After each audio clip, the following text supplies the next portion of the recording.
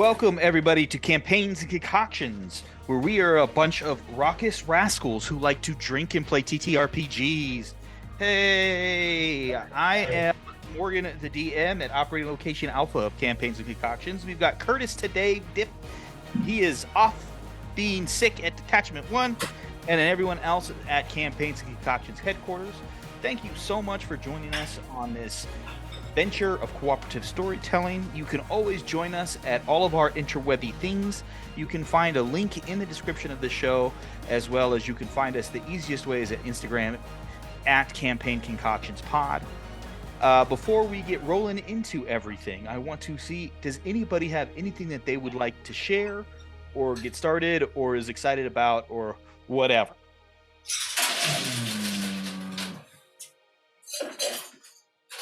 I'm going to take the silence as a no.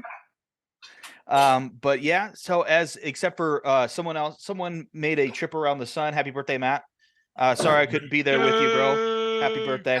54. So if you hear this, send Matt some happy birthday juju love, whatever. Go ahead, shake away, John. It's loud. It's part of the aesthetic, man. I feel like it's gonna drown out everything else. Of course, it is like right next to my head, so I probably perceive it as slightly loud. But I can hear you just fine, John. While you're talking. It's loud, but that's part of it. So, before we roll into a recap of last week, we have a few drinks. First off, we're gonna have Curtis. Go ahead and tell us what you got. I made a mellow yellow sour. It's a creation of mine. It's got 1.5 ounces of Reposado tequila.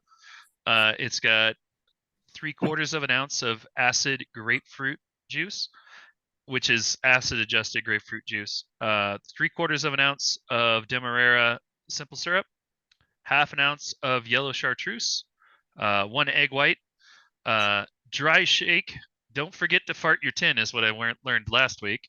And then ice shake, and then you double strain into your coupe glass, and then you put a few drops of Peychaud's on top, do some latte art, check out the Discord. There's a beautiful picture of it.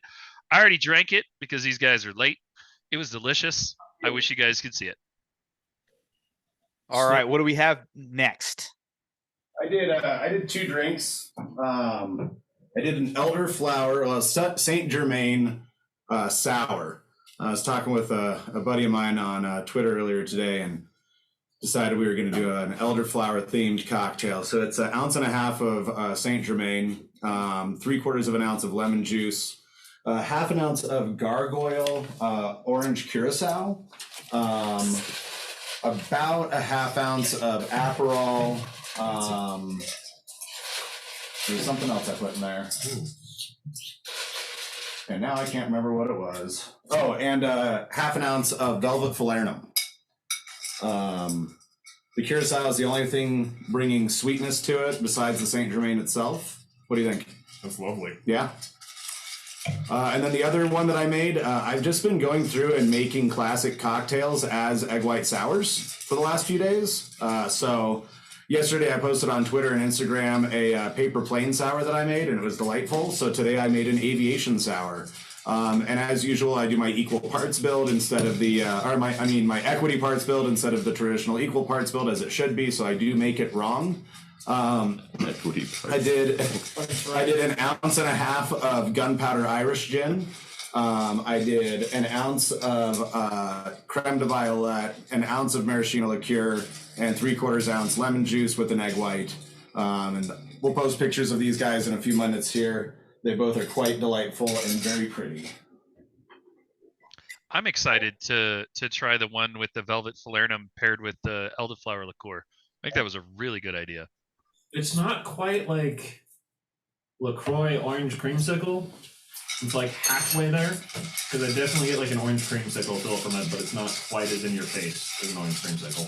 I assume the orange would come from the Aperol, the orange kind of bitterness and the bite. All right, Jared, what you got for us, brother? Just pour this off. Jared is pouring. Yeah, we're good. All right, so I was thinking about making something with mezcal and Averna put together, and I googled Yes. things, and it come up. So something called Devil's Soul came up, and I made it with a slight substitution because I didn't have elderflower liqueur. That was not planned. John and I just stumbled upon the same thing, kind of. Anyway, so it's 1 ounce rye whiskey, a third of an ounce mezcal, a third ounce Averna, a third ounce bittersweet red aperitivo. So we used Aperol on this. And so the recipe calls for a sixth of an ounce of elderflower liqueur. I didn't have that at home, so I actually made it with the sixth of an ounce of creme de violet. So I made both versions and to kind of see which one we like better. So we'll let you guys know the conclusion on that later. All right. Well, there we go, our friends at home. As you can tell, our drinks are getting a little bit more complex as we go on, but that's mostly because people's ability is getting better, so they have the ability to make better drinks. So, with all of that being said, It's cookie day. it is cookie day. We did level up last time, so thank you, Trumpo Bakery, for those of you who are there, who are able to ingest those delicious cookies, and fuck you all. Trompo, Come to you, I no would. please anymore. Sponsor us, you cowards. So, the My last Means I didn't get the chocolate cherry bread that I went in for because they didn't have it there to make. Tastes pretty good. I miss their roast beef sandwiches. I will tell you that without a doubt. Trumpo's roast beef sandwiches are spectacular. Croque Monsieur. I didn't get to that far on the menu, but I love a good croque monsieur, or especially a croque madame. But before we get completely side railed by French cuisine, which is easy for me, the last time we were together, the party began. They reunited after many nights of separation, and they recounted events with each other. They received payment for their gear, or for their adventure, and then they began to make plans. After planning and successfully making decisions, which in D&D is not always easy, No shit. Leveled up. Successful decision making. Right.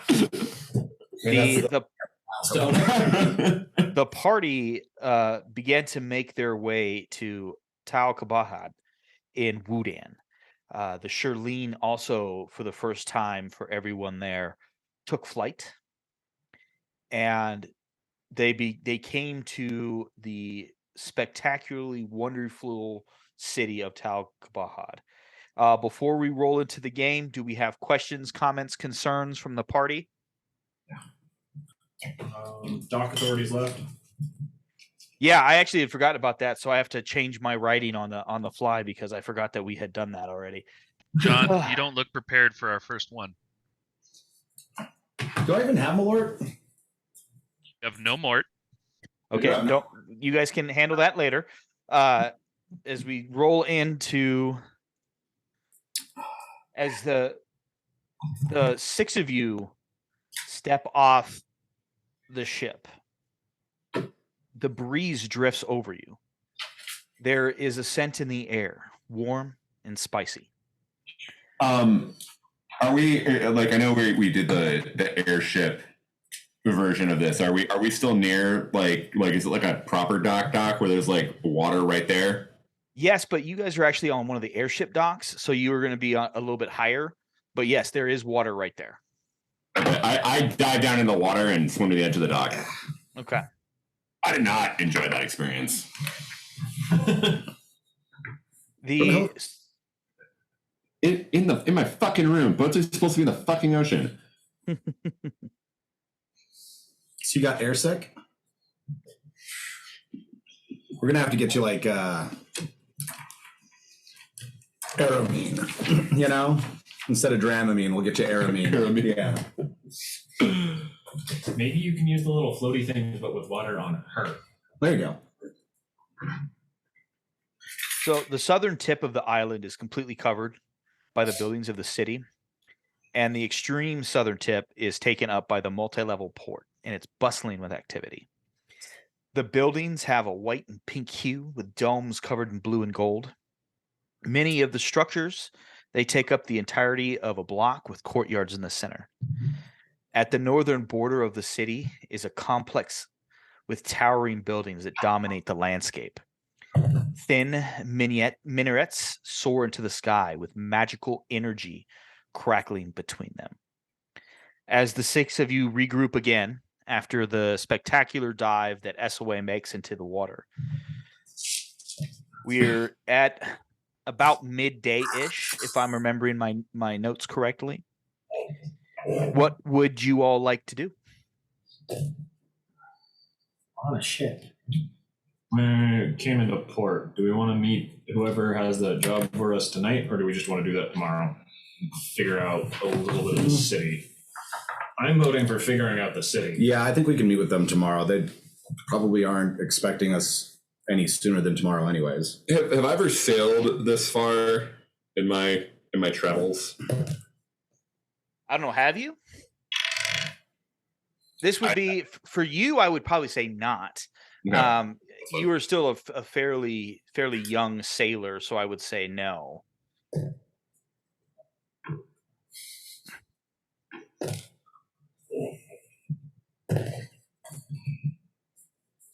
Maybe And we as should far- make an appointment for tomorrow just to make sure that we can get in. Are we dealing with that kind of person? I have no idea who we're dealing with. I mean, it's not out of the realm of possibility. They did offer us a retainer to get from Haven to here. It's not somebody that's not used to throwing money around to get what they want.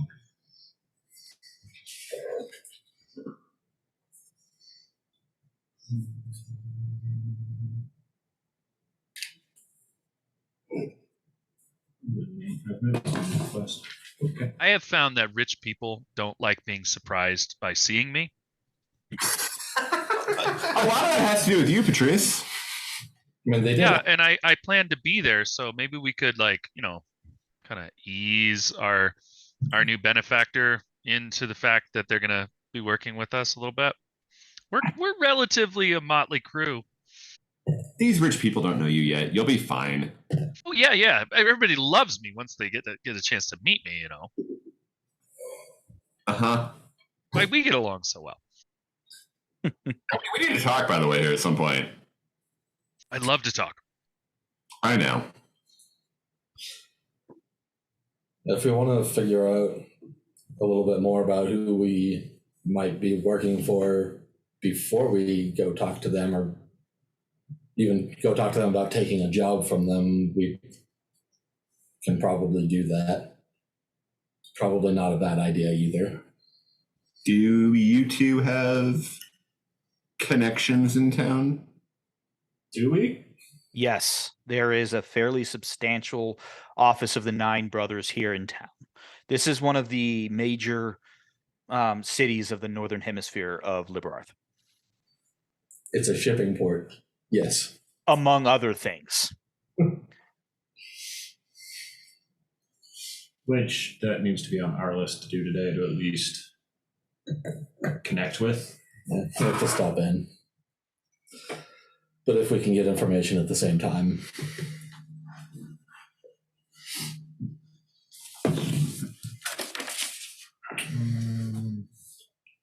But that is probably something that is best done with just the two of us.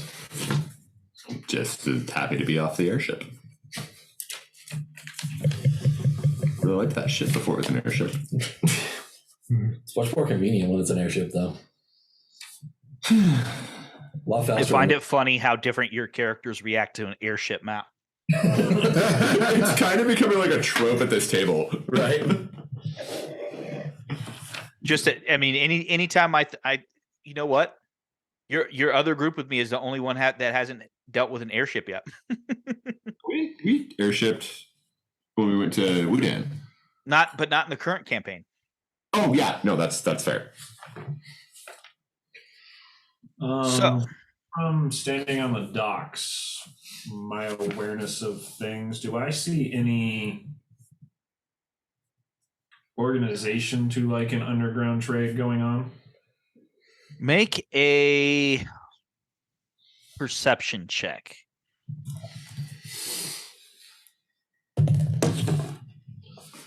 It's a 21. I'm gonna say initially no, and this is only because based on your class, right? So they would be other things if you weren't if you were something else. But you can't see anything for sure, right? But the idea of this being a massive city, it's probably about, it's not the size of Tinkermere, but it's getting close, right? You know, we're talking a couple million people. The dock is thriving. It's one of the biggest port cities in all of Librarth. So you can safely assume that there has to be some sort of underground of some sort, but you're not seeing any telltale signs of it or anything that would overtly trigger anything that you would know. But you have a pretty solid idea that there probably is something. You just can't see it right away. An idea of how they operate more than that they are operating. That's what I feel of kind of how it goes out right now. That sounds perfect. Yep. And if I could get everybody to make a perception check for me, please. Sure You want me to can. roll another? Yeah, this is for something different.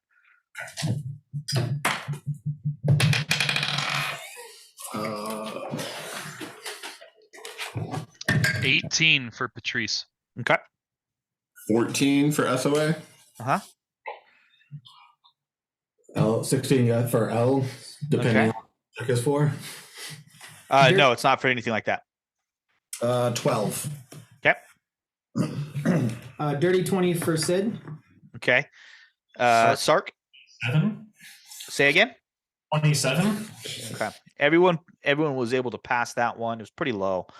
The most striking feature outside of the beautiful buildings that are tightly compacted, the beautiful sense of spices and cooking meat, the sounds of open air market. But the most striking thing is about 80% of the population of this city are tieflings. So for all of you, that is very different. Anyone who is from the southern continent of Seacan, so anyone from the Syndicate, which would be L and Sark, and then from the Expanse, which would be Sid, would know that for them, tieflings are extremely rare. Within the Expanse, there's actually a good chunk of time where they are still hunted to this day. For you guys, for Sark and L, you are very comfortable around tieflings because of who your boss is and what he does. Every single one of his assistants have always been a young tiefling woman. But other than that, like, it's very rare to see a tiefling walking around. And then for SOA and Patrice, not very common in the in Haven. I think the one who is probably the least surprised by this would have to be Scald. I would assume you've been here before. I think I probably have at least a few times. Yeah. So, but you have an understanding of how they and your people work. Yeah. Right. Yeah. So for you, it's the least startling, but still, it's something that you don't see very often.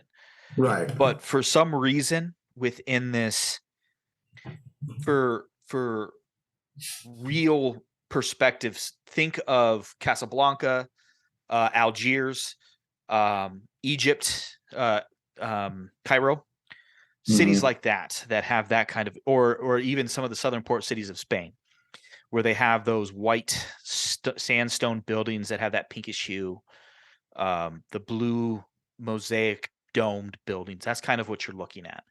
But every single one of these tieflings seem to it just feels like they fit here, right? There's not the same level of anxiety that a tiefling would walk around with in other parts of the world. So that is probably the most striking thing for most of you.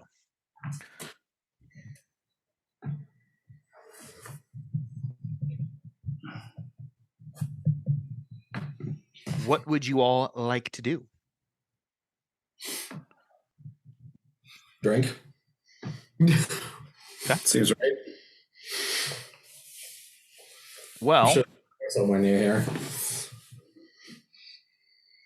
tell me what it is that you're looking for, and we'll find it.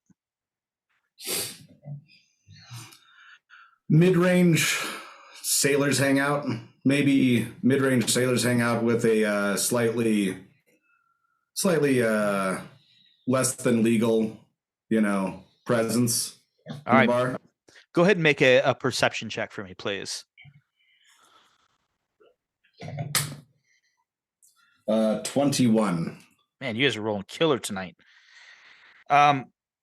So as you look at the dock, it kind of comes into a central point, all the railings, and then it spreads out again. There's a two roads that meet at a V. Right there at the apex of that V is kind of this weird corner building that has a very large sign. The image on it is a black diamond, and it actually does have in common. And then, does anyone have abyssal? Maybe. I think we went through this already. I can't remember what you guys are, so I'm always going to ask. Negative. Okay. Well, it has it. So on the top is common, and the bottom is another language, but it is Black Diamond Aleworks. Hmm. And it looks like it fits all of your desires. This base, it looks like it's for expert drinkers. Expert drinkers, but also it's welcoming enough that you're okay, Patrice. You're gonna feel uncomfortable, you know that, but you're gonna be okay. I'm gonna be okay because I got my crew here with me. Run things through the computer. I know, right? God damn it, Curtis, I really appreciated that joke. You're welcome. It was just for you, Matt. Unbelievable. As we're walking up there, I'm gonna talk to get Scal's attention and just like, don't worry about the Haven Reserve getting that out too quickly. We can probably help with that too, with significantly less risk than just asking random people. Sure. What about price-wise, though? We got to make sure we recoup what we spent. It won't be going through the normal distribution channels for something like that. So we'll get our pay. All right. We'll just come out of whoever buys it next. That makes sense. So I'm thinking we spent 25 gold per cask. I think we need to sell it for, at least try to sell it for like 35. It hurts me to listen to John being a capitalist. That's not capitalism. That's trade. Trade existed long before capitalism. Do we start asking at 45? Correct. Okay. Unless we're asking in-house. Capitalism fuels his vengeance. That's right.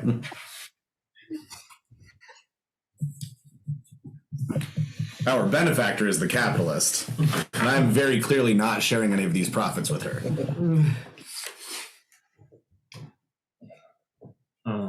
Also, Scald, how much are you willing to pay for information for your list? A lot. Okay. I'll see what I can get while we're there. Yeah, quite a bit. Quite a bit. That's what I figured. I just wasn't sure if you were putting a limit on information right now. I mean, my list goes in order, so start at the top.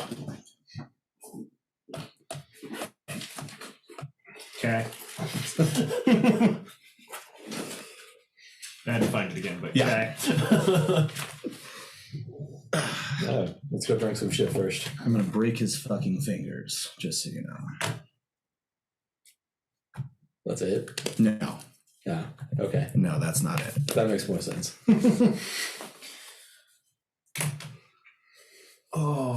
I'm not even going to pretend like I'm drinking with the bubbles. I'm standing behind L and keeping my head on a swivel for stuff while we're in there. Definitely a stronger Pinocchio form than I have before. I'm just shooting for spending at least enough time for my city dweller trait to kick in. Okay. Which is about minutes. I think, yeah. And yes, Matt, you can have picked up your shield. Just subtract the cost of it, and I think I'd already paid for it. I just okay. needed to grab it because I got custom work done to it. Yep.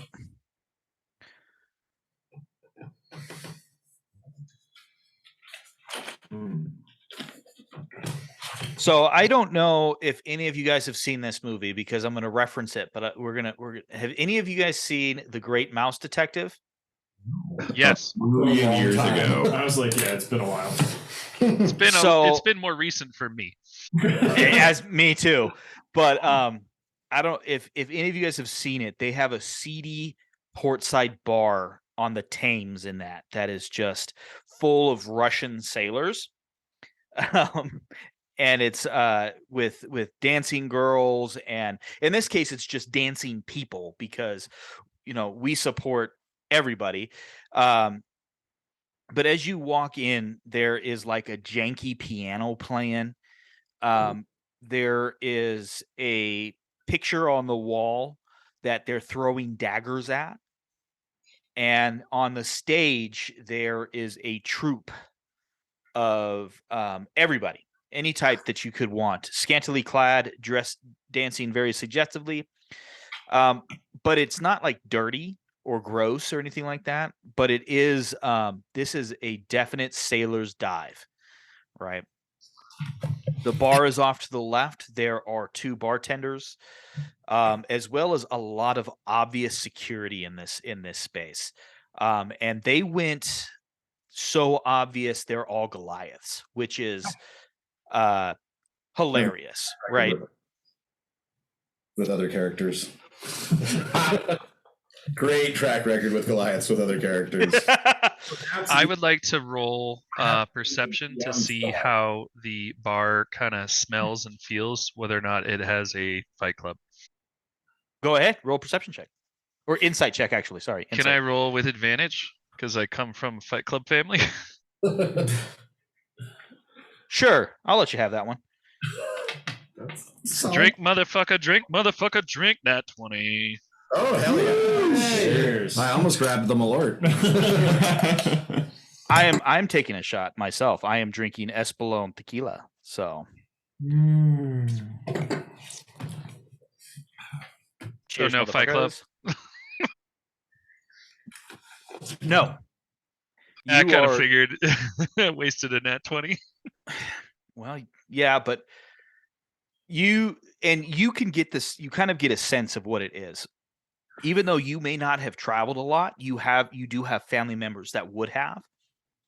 And what it is it's, even though it's kind of, the bar itself is far away physically from the centers of power, because of its location where it is and the fact that there is going to be a lot of attention on the commerce and everything of the docks, what you're actually getting is the idea that they're going to do other CD activities, and they don't want to find some other way to bring too much attention to themselves. Cool. So you got to know, but you got a lot of reasons why it's a no. See, it's not a wasted natural 20, man. Right? So what would you guys like to do as you walk in? I see the sailors. I presume they're sailors throwing darts at the throwing knives. Were they darts? Yeah, daggers. Daggers at the picture. I think I have daggers. Can I go over and look to join in? Yes. How Gentlemen, are you? Tell me. Okay, go for it. gentlemen, can I participate in the games? You got the coin? Yeah. How much are we playing for? It is 2 gold around. Closest to the nose wins. Okay. I followed Sid over All right. because I thought- know for a fact I have some daggers in my pocket to help him out. I think Um, when he said like closest to the nose, like, is there somebody standing there that they're throwing daggers at, or They're is it, throwing it's a picture daggers on at the a wall? picture Got of the it. wall. All on the right, wall. I got confused. Sorry. Picture very much the scene in The Witcher where they're doing daggers in the truth, right? I'm going through a rewatch of that show right now, and it's just as good the second time around. Yeah. All right. So I'll throw in my two coins or 2 gold into the pot or however they're doing it. I do have daggers. I think I have 2. I think that's So what they it have is. like a bowler hat that's Okay. been that's upside down, and you watch as everyone. So they finish their round, and then it gets poured out into the hands, and so they point to it, and everyone flips their coins inside of it. Okay. So I'll flip Go ahead. a couple gold coins in. And I'll get in line or pull out my daggers. So it's Okay. it's a rotation there. You're competing against 3 people, Okay. and you're gonna just roll like a normal attack. Okay. But there is no there's not like a DC kind of thing, but it's gonna be each person's gonna take a turn to throw. So And throwing is specifically dex based, I believe, right? Mhm. yep, it's gonna be you take you instead of using strength as your modifier, you use dexterity. I just want to make sure I was correct. Which means you get yourself a -1. I might. Oh my god. Got a 4. With your -1. Yeah. That's what happens when you ask Morgan what it's like to be an old retired veteran Right. as your character. I said, well, you're gonna take a negative dex, dude. And I love my character. It makes it fun. Maybe wrong game to pick to play, but still fun. I got the gold to lose. Right? We're all pretty So- loaded. I've seen an old retired veteran play shortstop before. Yeah, it was horrible, wasn't it? You look so mad, dude. I You're was like, furious. I should be able to do this. There's multiple reasons why, but so you are actually the furthest away, right? You went first, you thunk, but only one person actually hit. So you're playing against 2 tieflings and a human. Humans are everywhere. Like they're the youngest species on the planet, but they fuck like rabbits, Yeah, we do and it. they just pop out babies, right? So also, if you want to read about why, go ahead, and I will post access to the work in progress that is my dissertation on species and their origins of Liberath, because I'm a fucking nerd. Yeah, but so it's thunk thunk thunk thunk thunk. Like everyone goes pretty quickly after you throw the first dagger. One person made it onto the picture, but it's the human. Yeah. So if you look here, Jared, look at where I'm pointing. They hit Mhm. right here Oh, nice. on the Okay. eye. So they're really close. They had a 24. I'm gonna walk up and toss some coins into the jar. Round 2. You round up. Hey, wait. Newcomer, throw your dagger.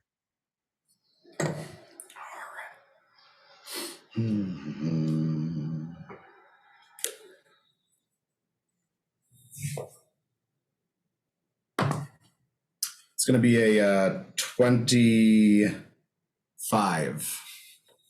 You hit on Damn the it, John. other eye. You're right there. You're super close. You're exactly equidistant from the nose on this picture than the other guy. Right? You're super close. Okay. So go ahead. So Jared, go ahead and roll. Okay. Round 2. Yep. 12. So this time you at least get on the paper. Yeah, I'm on the But pick. you are like kind of center of the chest. Like it's a pretty good sized picture, right? But you're Yeah. center of the chest. Like you know how to do this, right? It's like, so this is how I picture it. Like when I learned how to throw an axe, because Yeah. that's what rangers do. And I'm not good at it because I'm not a ranger, but the ranger said throw the axe. That's you right now, Yeah. right? Throwing these daggers. Like, you know how to do it, but you're not good at it. No, that's, Right. I mean, we're gonna have fun. So the next one throws it and it's worse than yours. He actually hits on the butt of the dagger and it bounces off. Okay. The second one hits kind of in the throat. The third one hits right in the center of the nose. Oh, shit. Drink, motherfucker, drink. Natural 20. Hey, Woo. obligatory clink noise. Mm-hmm. It's a good bit of ambiance, dude.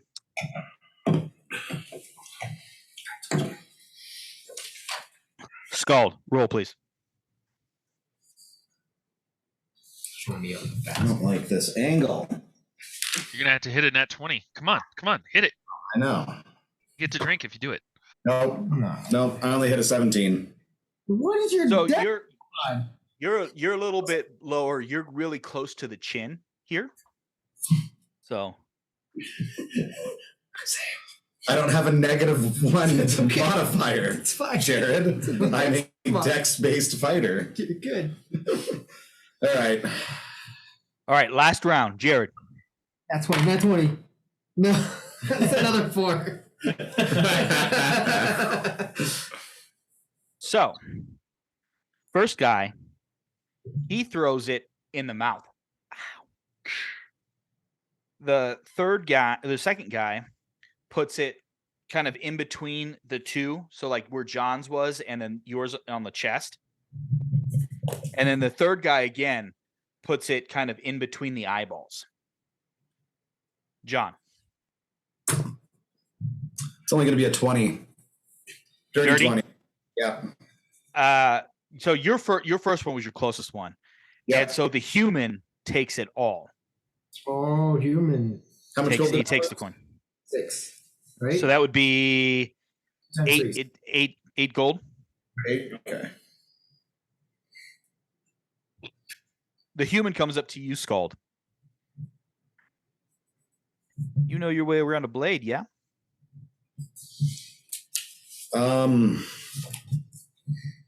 I've been told that. You're not ported here, are you? Sure I am. You're not based out of here, though. That's what he means by that. No, I'm not ported anywhere. Oh, okay. It's nice to see. Nice to see someone like you that can handle themselves. He's got a hat like Matt, the little, what is that, a page boy lid? I don't know what it's called, but Black hat. black Yeah. cap. He tips the hat and he takes his gold and he heads to the bar. I walk up to the bar, not next to him. I very specifically pick a seat that's like 3 or 4 seats down. And as he's ordering, I grab a second bartender and I say, hey, don't let him pay for that drink. That's on me. And then I'd like your third nicest rum. We have one. Excellent. Did you not see the sign? Ale Works.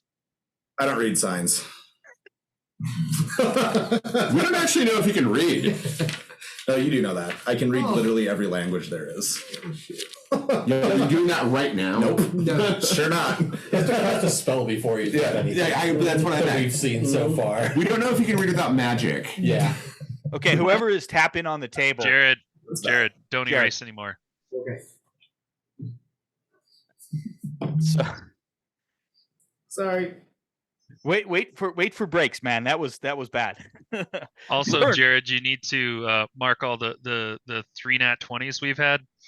Morgan had a nat 20, and I had a nat 20, and didn't John? Didn't you have one too? No, I did not. Morgan's bullshit We've only had 26 2. one. And then 2 drink motherfucker drinks. No, we do 3 here. Do we do No, under no, drink we motherfuckers? have- One personal, one Morgan. Yeah, It's one only been person, 2. one Morgan. Yep. Do we do under drink motherfuckers drink? Do we do Morgan's too? No. No. No. No, we count Morgan's separate from Morgan ours. has- Morgan I has was not BS. sure. This is Curtis's. Morgan thing, has not mine. BS 20s. Okay. We have totally valid 20s. Notice that Morgan has as many 20s as the rest of us. Combined. Yeah, it's Combined. it's still literally neck and He neck. rolls more often. You say that. Sure, whatever. So you watch as a kind of like a wooden cup is placed before you, Scald, and a very dark liquid is poured into it. And then you watch also as eventually the head of the human turns towards you, salutes. I just nod.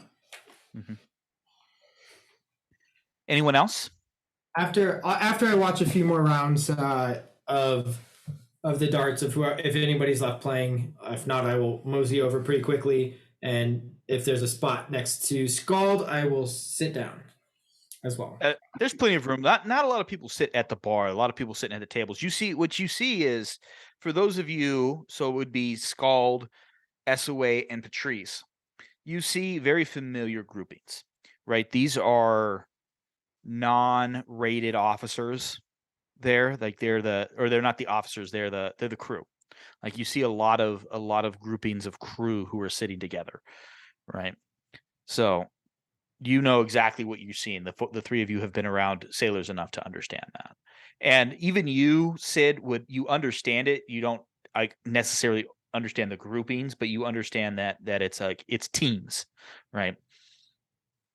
So you sit down and you notice, Sid, that there are oh, sorry, I'm hearing stuff. I'm hearing children in the hallway. That is a hard noise to No, turn thank you. off. Voices are a hard noise to tune out. I was like, what the hell is that? You see multiple jugs of what you would assume to be ale, and they all have different colored wood. But before we move forward on this, we have been playing for about 45 minutes, so let's go ahead and roll into our first break.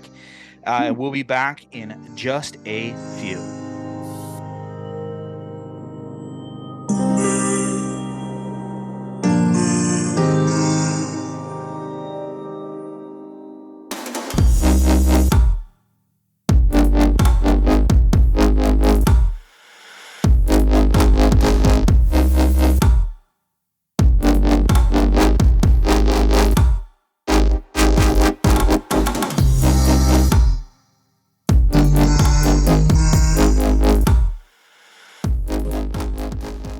Welcome back, everybody, to Campaigns and Concoctions, where we can't decide which citrus we like better in our drinks.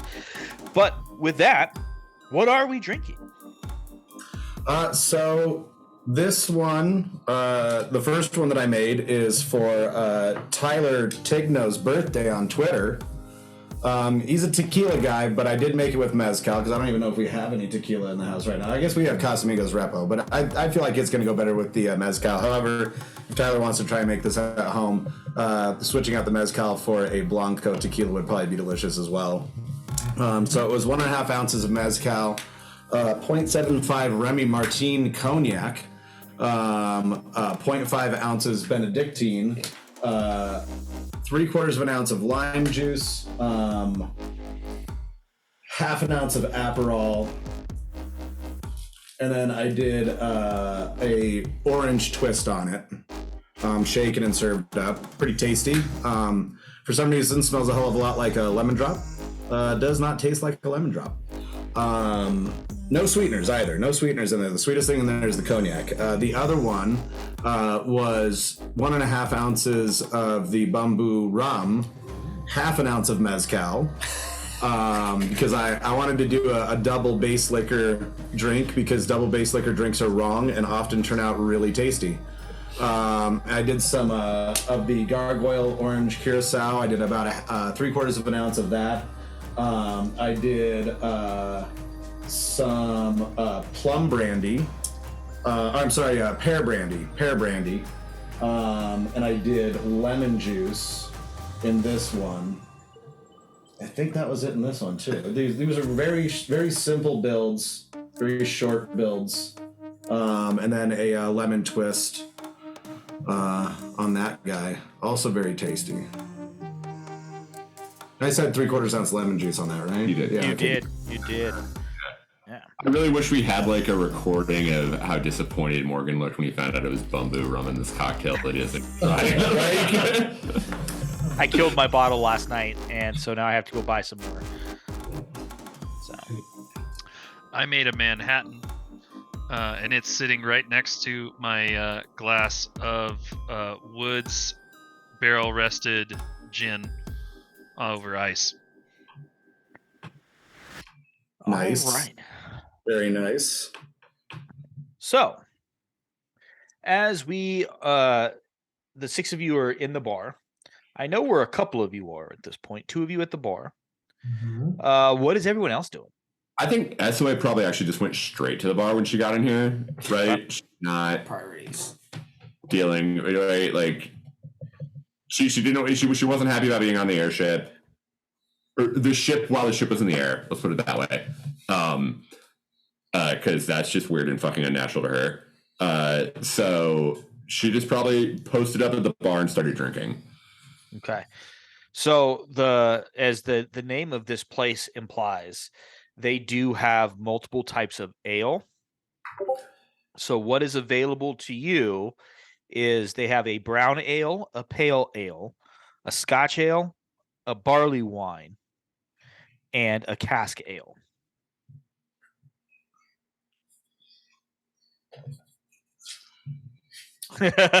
Give Matt choices like this, and he can't decide. I love that our biggest and most difficult decisions often revolve around the food available and the alcohol available to us. Are you really gonna roll for the beer? We get Yeah, into I'm rolling for the beer. I'm rolling a D20. I'm doing even or odd. Even. I'm doing the cask. Okay. All right. Reese orders the barley wine. Food and booze. What? Well, there are weird fantasy races, but mostly food and booze.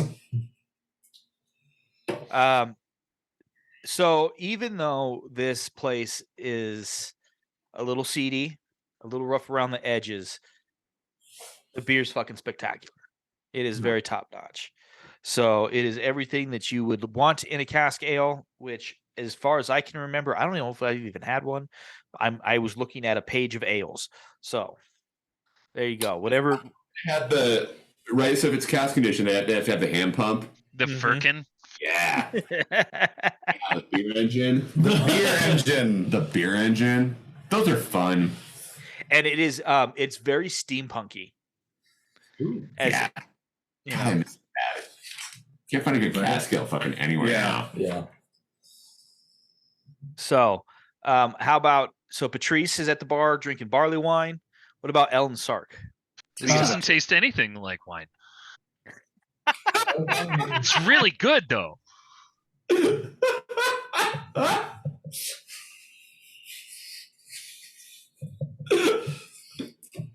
That's the whole reason I ordered it.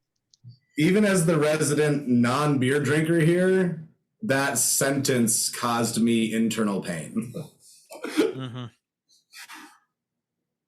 All right, Sark. Yeah, what are you guys doing? I'll probably go to the bar to get a drink and then grab a table somewhere where I can just listen to what's going on around me. Okay. If we're the only ones at the table, I'll sit down. I won't stand behind them.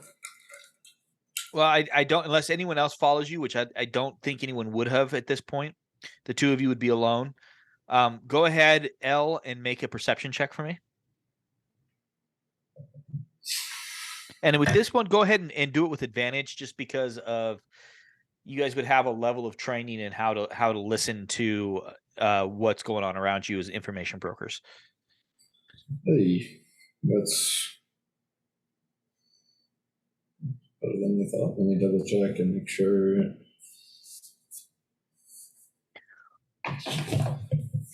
Do I get my city dweller bonus on this one? Read that for me. Probably not. It's to notice pickpockets, secret passages, secret handoffs, or dirty dealings. No, not in this case. Okay, that's a 17 then. So you get I guess you would. No. Yeah. We'll see. I'll let you help me on this one. I think it'd be the only thing close to a dirty dealing that you would hear is the fact that bribes have gone up in cost for those who are bringing illicit goods into town. But really, there's kind of the majority of the conversation that you're going to hear is just going to be typical sailor talk about how nice it is to be back in port, what their plans are, those kinds of things. But there are a couple of groups of locals, dock workers, things like that, and there seems to be a level of tension within the locals that the local the leadership of the city, the mages that rule, seem to be a little bit more distant than normal. Usually they're very present within the city, and when they kind of go into a more reclusive stance, it raises the nerves of the rest of the city. So recently it seems that with the 17, you're not sure exactly how many they are, but the leadership, the magiocrity of this city have gone into kind of a seclusion. That is a very nice drink. Curtis, please share that on the Discord.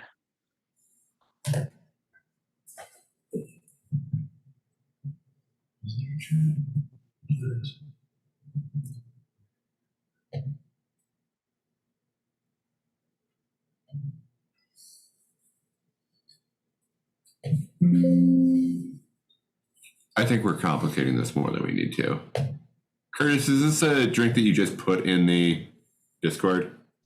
You know me. I like to overcomplicate shit. I already put it in the Discord, but Morgan hadn't seen it. I wanted to show him. I didn't know it was going to be live. Well, when you put it into the chat of the Zoom, it gives me a notification. Pretty. So We're all learning. We're all learning. There we go. I'm gonna go back up to the bar and buy how many dock workers were at the table nearest me? speaking of D12s, Curtis, I'm going to roll one right now. Nice. There were 7 of them. Cool. I'm gonna buy whatever the most expensive ale is that's not barley wine. I think that would be the cask ale just because of the nature of the work that's required for it. I'm gonna buy, in that case, 8 of them. Okay. And take the 7 over with mine and set them on the table for that near them, and I just set them down and said, "Wonder if I could have a quick conversation with you." So as you look around the table, it's all tieflings, very, very mixed bunch. You have red, blue, white, black, purple, and a couple of you have one of the strange ones that has a very similar pattern to like Prosperin, but with different colors. You have like a red and blue, where you have like the different, like a very sharp distinction in the colorations. But yeah, it's all tieflings, and they look at you and well, we never turned down a conversation with someone who bought us a drink. Go ahead. We're new in town. We just docked, actually not too long ago. Just wonder if there's anything we should know about going into town. Any new fun rumors or?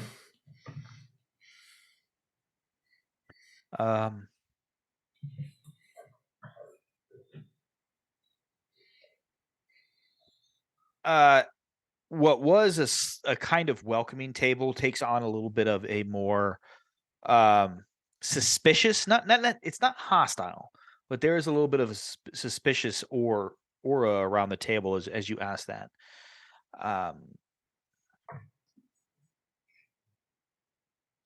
Well, I will say, watch the back alleys. Not sure where you're from, friend, but Tau Kabahad is notorious for back alley stabbings. But if you stay to the main thoroughfares, they're relatively safe. Avoid anything that spins, as you may lose a limb, or maybe something more important. Sound advice. But unless you're interested in the local politics, there's really not much that else I can give you advice for. It sounds like if we want to have some fun, we should go to the back alleys. But Well, if you're brazen, that is one way to do it. And you watch as a few eyes go wide as you say that. I was gonna reach over to wherever Sark is standing or sitting next to me and just wrap a knuckle against him. Like, stabbing doesn't really bother that one. I'll just like stand up and do the like a very stiff turn in like whatever direction he is for me. Just like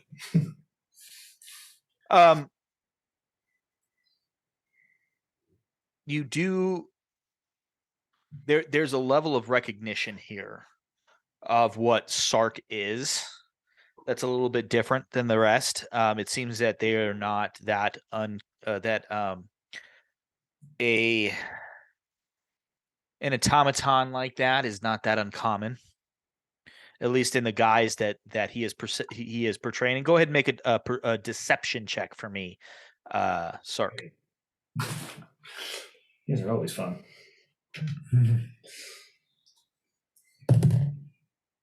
That's a 6. I rolled an 8, just so we're clear. Could have been a lot worse. So, for most of them, because I rolled worse. Oh yeah, by the way, drink, motherfucker, drink, because that was a natural 1.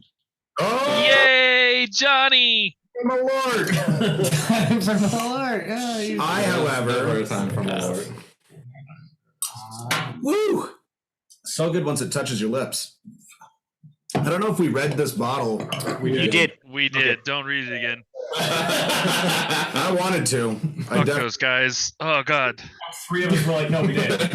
Also, if any of you are not following me on Instagram, you should follow me on Instagram. The Nomad Barkeep, all one word, all lowercase. I recently started a new series that I call Malort, a story in 3 parts. Yes. The 2 that I've seen And have it's- been great. Yeah, I've got a bunch that I still need to post because when people found out that I was doing it, I ended up doing like 5 back-to-back Malort shots. 3 nights in a row. And I did not feel comfortable posting all of that on Instagram where my boss follows me. So, All right. out over the days a little bit. So follow him anyways. The drinks that he shows are beautiful. But so for the most of the table, Sark, you notice that everyone just kind of goes along with where you are. There is one person. It is one of the red tieflings who kind of, you watch them as they lean up on the table, and as they lean up, they grab their mug and they're spinning it, and they really focus in on you, and they look at you, and you get the sense that they know you are not what you appear to be.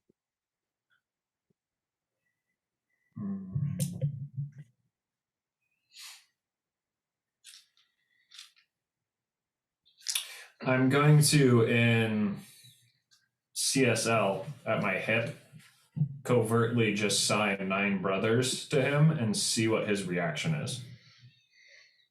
Nothing. Okay.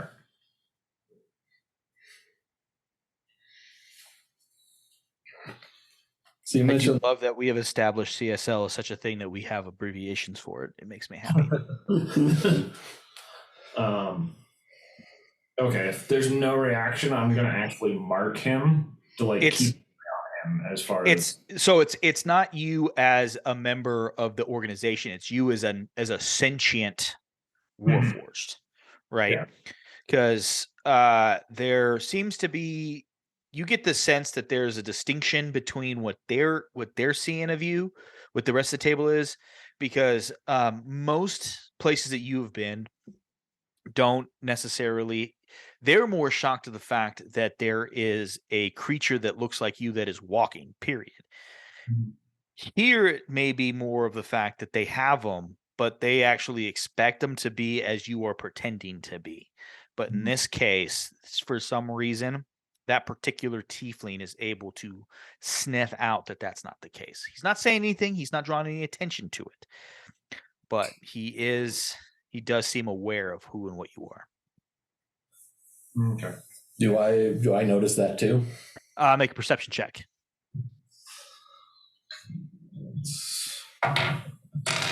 This one.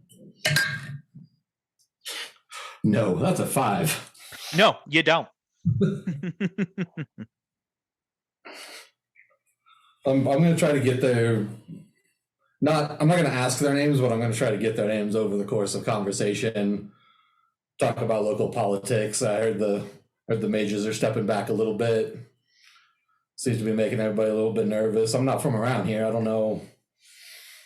I don't necessarily know what that looks like. I mean, leadership tends to be a little bit, well, government tends to be a little bit hands off where I'm from anyway.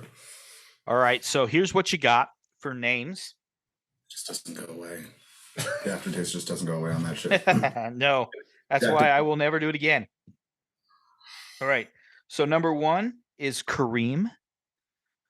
The second is Hamid. The third is Wasim.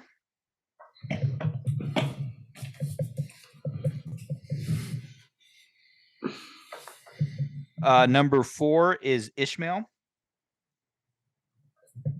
That might be the only one I've spelled right. Number 5 is Boz.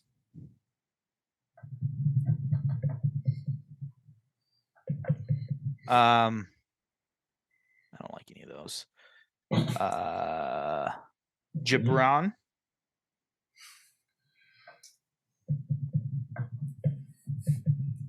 And then the last one is Zikwan.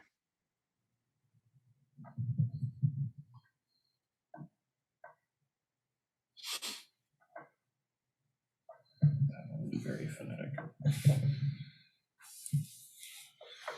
And after the initial conversation, because you get the sense that when you ask them like what to avoid, to them it felt very abrupt.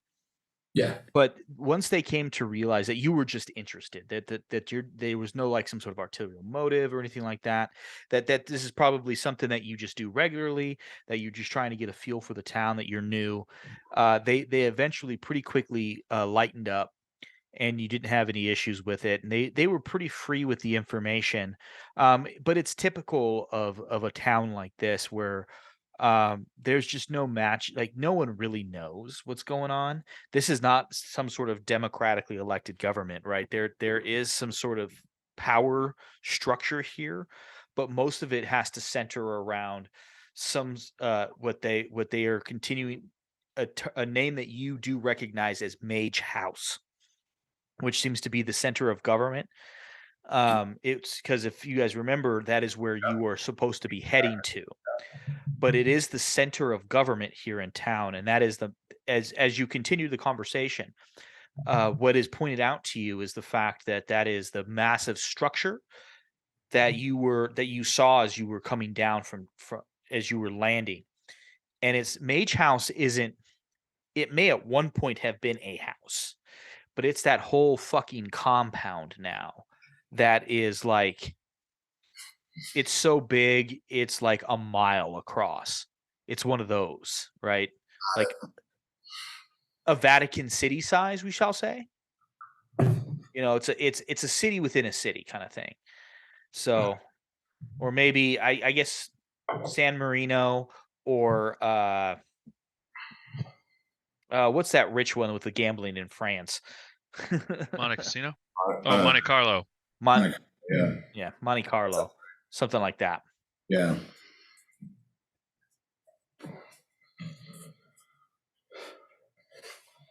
So, but it's go ahead and L roll another insight check for me real quick.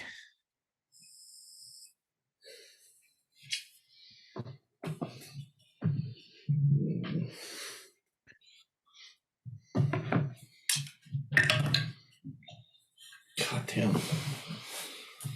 That is a 6. You were having a rough night, dog. Well, Yeah. luckily my rolls were a little bit less rough for you.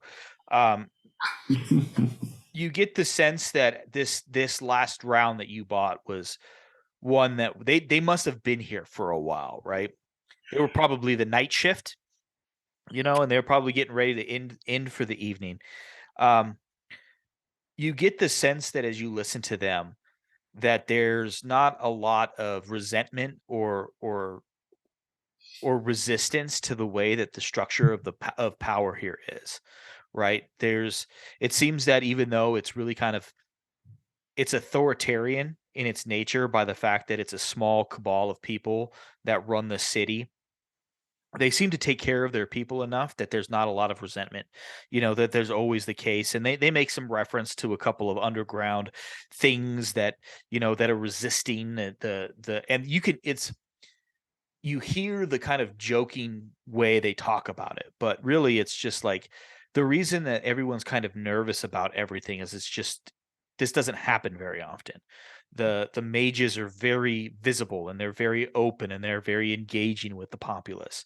And when it's been a couple of weeks since any of them have been seen outside of Mage House, it has made them nervous that maybe there's something they need to worry about.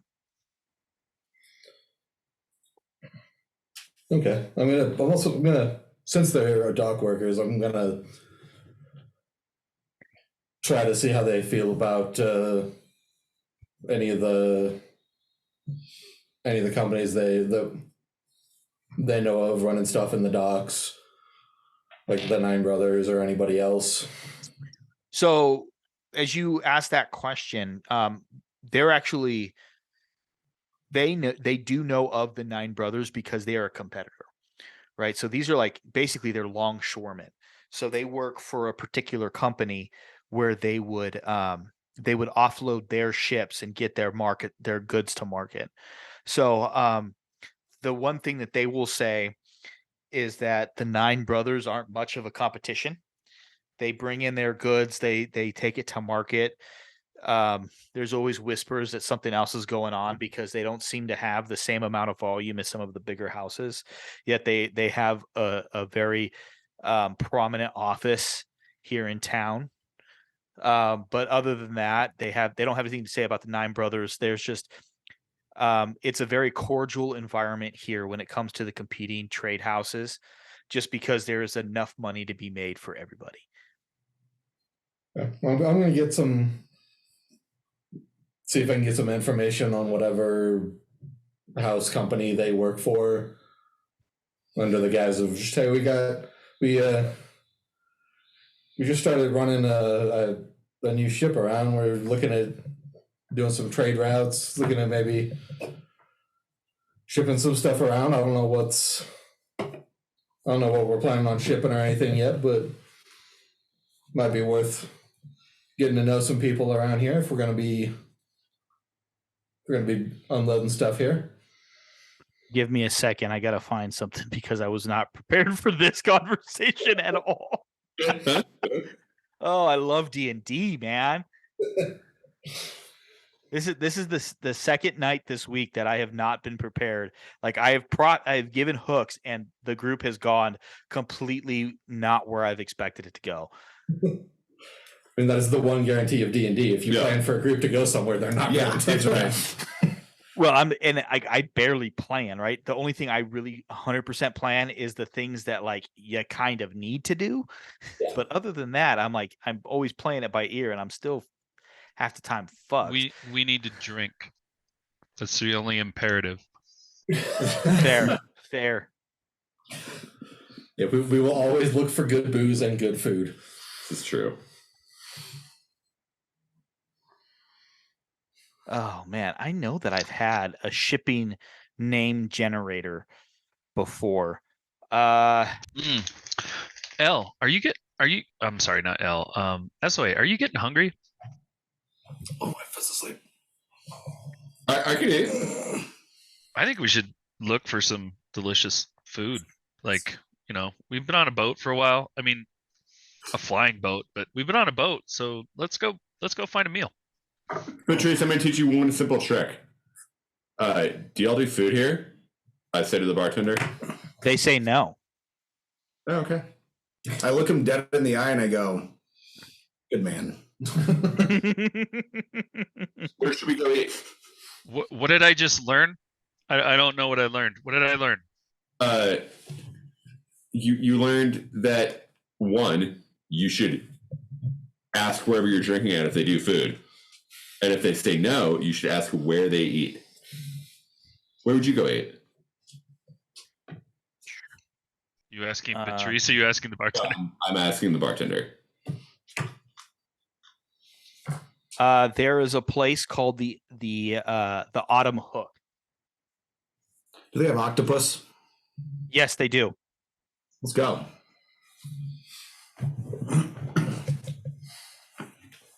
So We all know that I just play myself as characters, and I'm currently obsessed with eating octopus. So there is never a bad time to be obsessed with eating octopus. It's one of my Right? favorite I'm things just to eat. saying. Sounds good. Just saying, it's fucking Jack- delicious.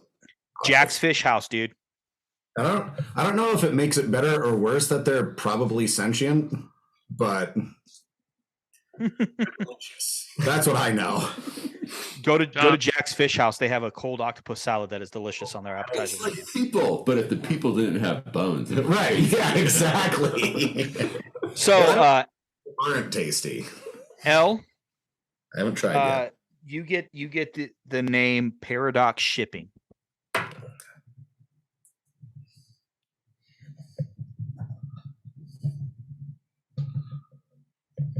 Morgan, before we take off, once this is done, I have something to ask as well. Just a Okay. heads up. So L, is there anything else that you would like to because you noticed that you happen to sit yourself in a way that you could see the rest of your compatriots at the bar. Yeah. And you see them beginning to stand up at this point. Looks like they're getting ready to head out. That's pretty much all I was looking for, just getting general information about the city. They thank you for the drink and the conversation. And if you happen to be around this time of day here, this is their local drinking hole for them. They said that you're more than welcome at their table. I might see you all around again before we leave. Which one was the red tiefling, by the way? Which one? There was a couple. The one that noticed Sark. We're gonna go with Wasim.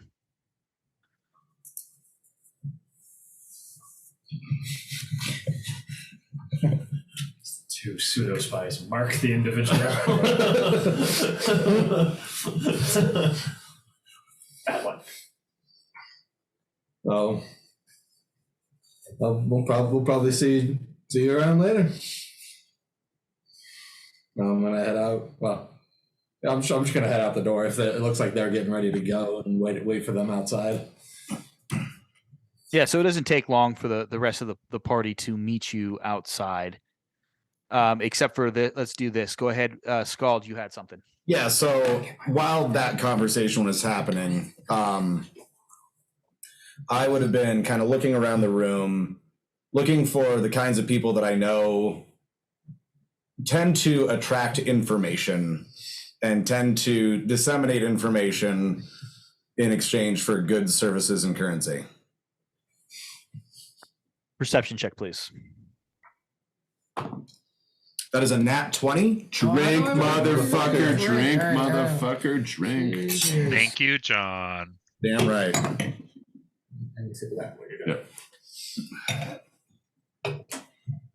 For a total of? I think it's only like 24. Okay.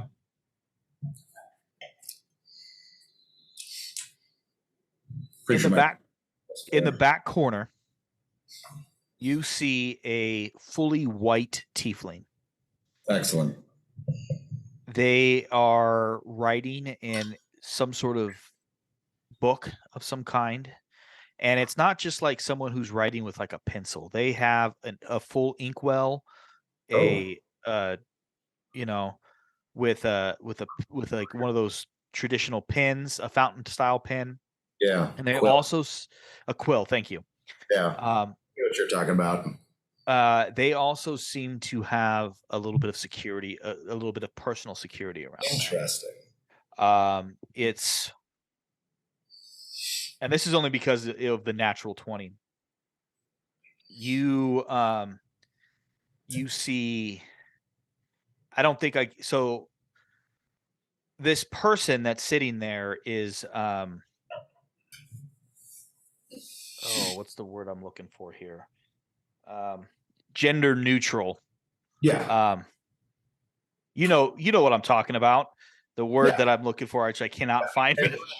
Androgynous. Thank you. I'm having trouble with words all of a sudden. I'm usually pretty fucking good at words. So it's a very androgynous person, and then standing. So it's kind of like a booth that wraps around. It kind of sits underneath a staircase, and you see standing next to it, obvious but not obvious. You know what I'm saying? Like they're trying to be subtle, but at the same time trying not to be subtle. Is a red tiefling, a male.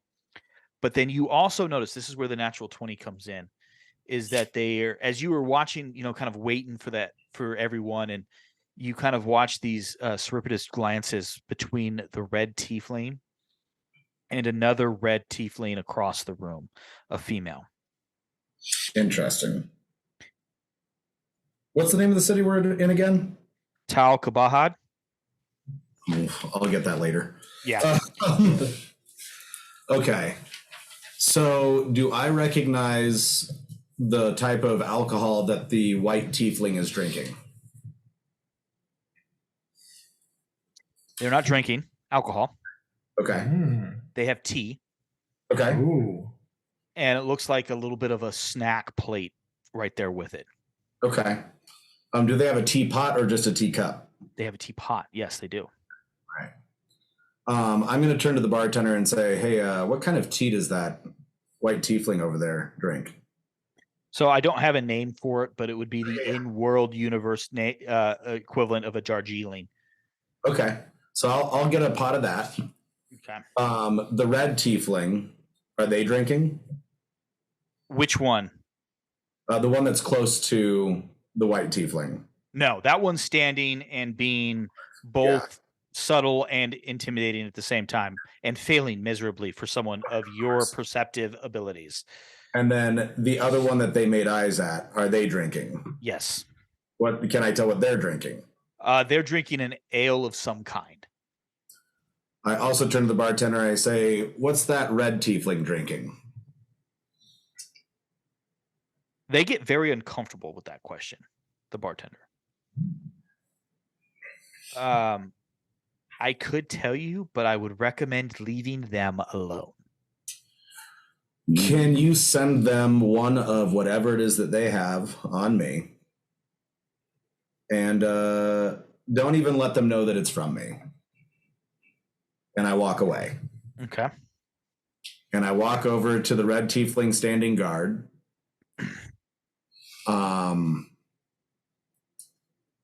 and I kind of walk up and like walk right up to them and stand like side onto them so I'm not squared up. Mm-hmm. And I say, I just wanted to bring some tea over for our friend here.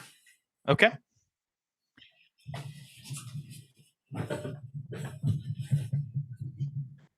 So it's not like a super aggressive one, but I mean, you've seen this, right? Like you, John, have seen this. Yeah, absolutely. Where they kind of bow up a little bit, but it's not like a super aggressive one. Presenting, yeah. And he turns his head, and you So, and I grabbed another teacup for myself as well, just so you know. Yeah. And the white tiefling, they don't even look up, right? They just, but you do see a subtle nod, and the red tiefling, he points over to the booth, and you watch as the tiefling that's sitting down, they pick up the pot and they move it out of the way, but they continue scribbling head down. It's like, it's very impressive, right? Yeah. So I sit down, I put my teacup in front of me, I pour some of the tea into my cup, I take a sip from my cup, I wait a moment, I take a second sip from my cup. As you take your second sip, you watch as there's a very subtle movement of their finger, and you watch as a sugar cube moves into their cup, and then they kind of, with a flourish, point for you to pour their cup. I pour them a cup, and I say, just one, right as you start to talk, their Yeah. hand comes up, their Uh-huh. finger comes up, and they finish scribbling, and then the book closes, and they look up, and you see that they have little it's like two monocles, but slightly Yeah. attached. There's nothing, and they take it off, and they have very purple eyes. Okay. They look. You and they say the book closes. Do you mean it closes on its own? Yes. So I Hot. say, well met. I just wanted to introduce myself. I'm Skald. You may have heard of me at some point. And I just wanted to make my presence in town known to you. I don't expect you to provide me with any services or information tonight. Feel free to do some research on me if you want, but wanted to make an introduction and learn your name if that's possible, if you're okay with that. And I will probably be mostly staying on my boat in the harbor. Didn't we call it the Darling? I think we called it the Darling, right? It's called the Darling. And if you at some point would like to visit me there or send some of your people to visit me there, I am looking for particular individuals, and also my friends and I, we do some work, and we would like to find more work to do. We all have some goals, and cash definitely helps that happen. But I'd be more than happy to pay in good platinum for information on some people that I've been looking for some time. Well, they say in a very silky tone, it is very disarming. My name is Fadma Sabari. Fadma Sabari. Sorry, Excellent. I got to pull out notes from another campaign. Hold on. I always watch Matt to see if there's a reaction when you say shit like that. He did not react. Sorry, I'm looking at all. I've got too many notes in too many fucking places, right?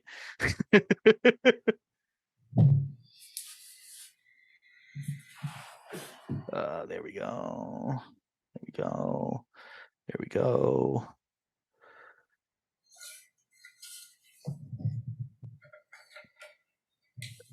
Oh, that's right. That's what their name is.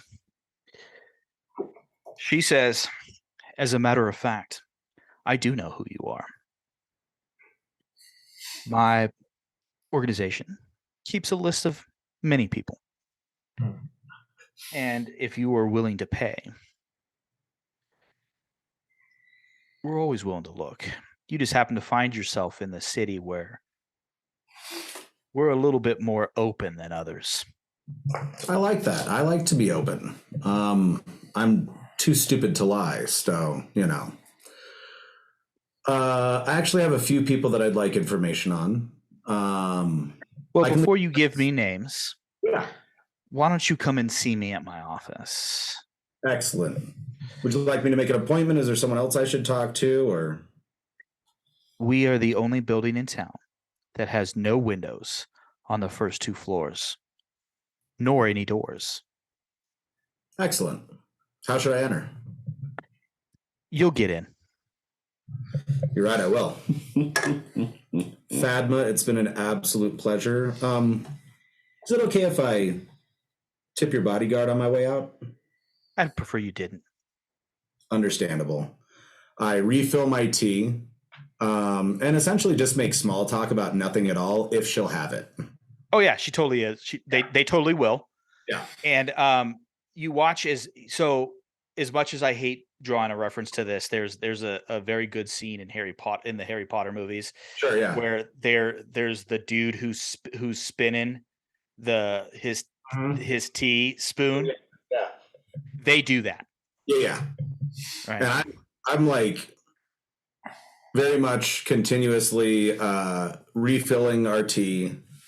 Once I saw that they put a sugar cube in, before they even get a chance, I'll drop a sugar cube in and pour some more tea for them until the teapot is gone.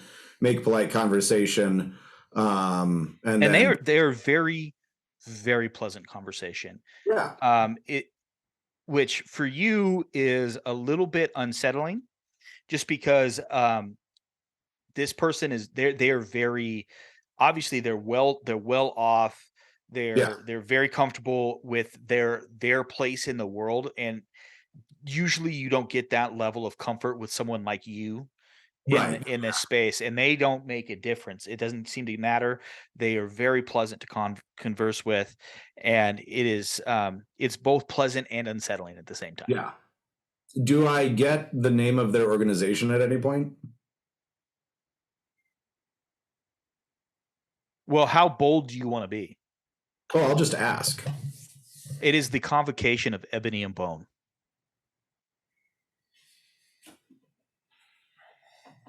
Talk about him having been a roommate. Like, I know I've heard that name before. And I will also blatantly ask, what is your position within the organization? Position of some authority. That's all I can really say. Totally understandable. Yeah, I mean, I think that's the entirety of it is, I get that bit of information. I find out that I can stop by pretty much whenever, right? And where to go. So. And then as you walk away, I need you to make a wisdom saving throw for me, please. I failed. So the conversation is still there. Everything's there. But the one thing that as you try and recall their face, you can't. All you can recall is from the nose up. It looks like they wear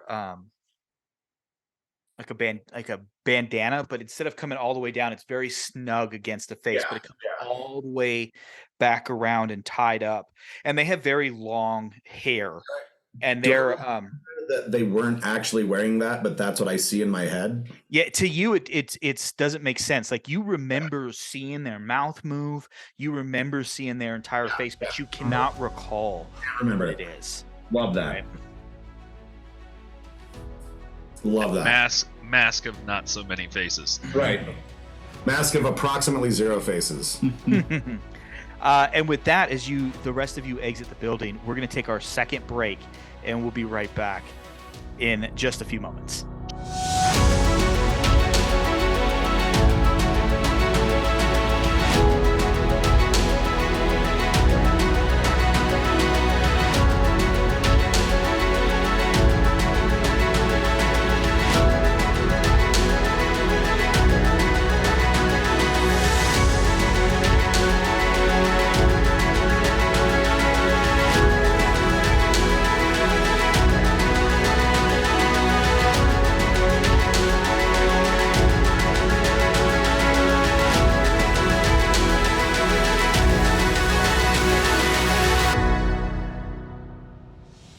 Welcome back, everyone, to Campaigns Concoctions, where we are bitching about housing situations because no matter what, we're not living great.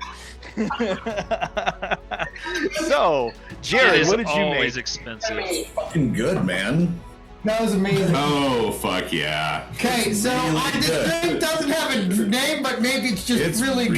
really Is the good. name.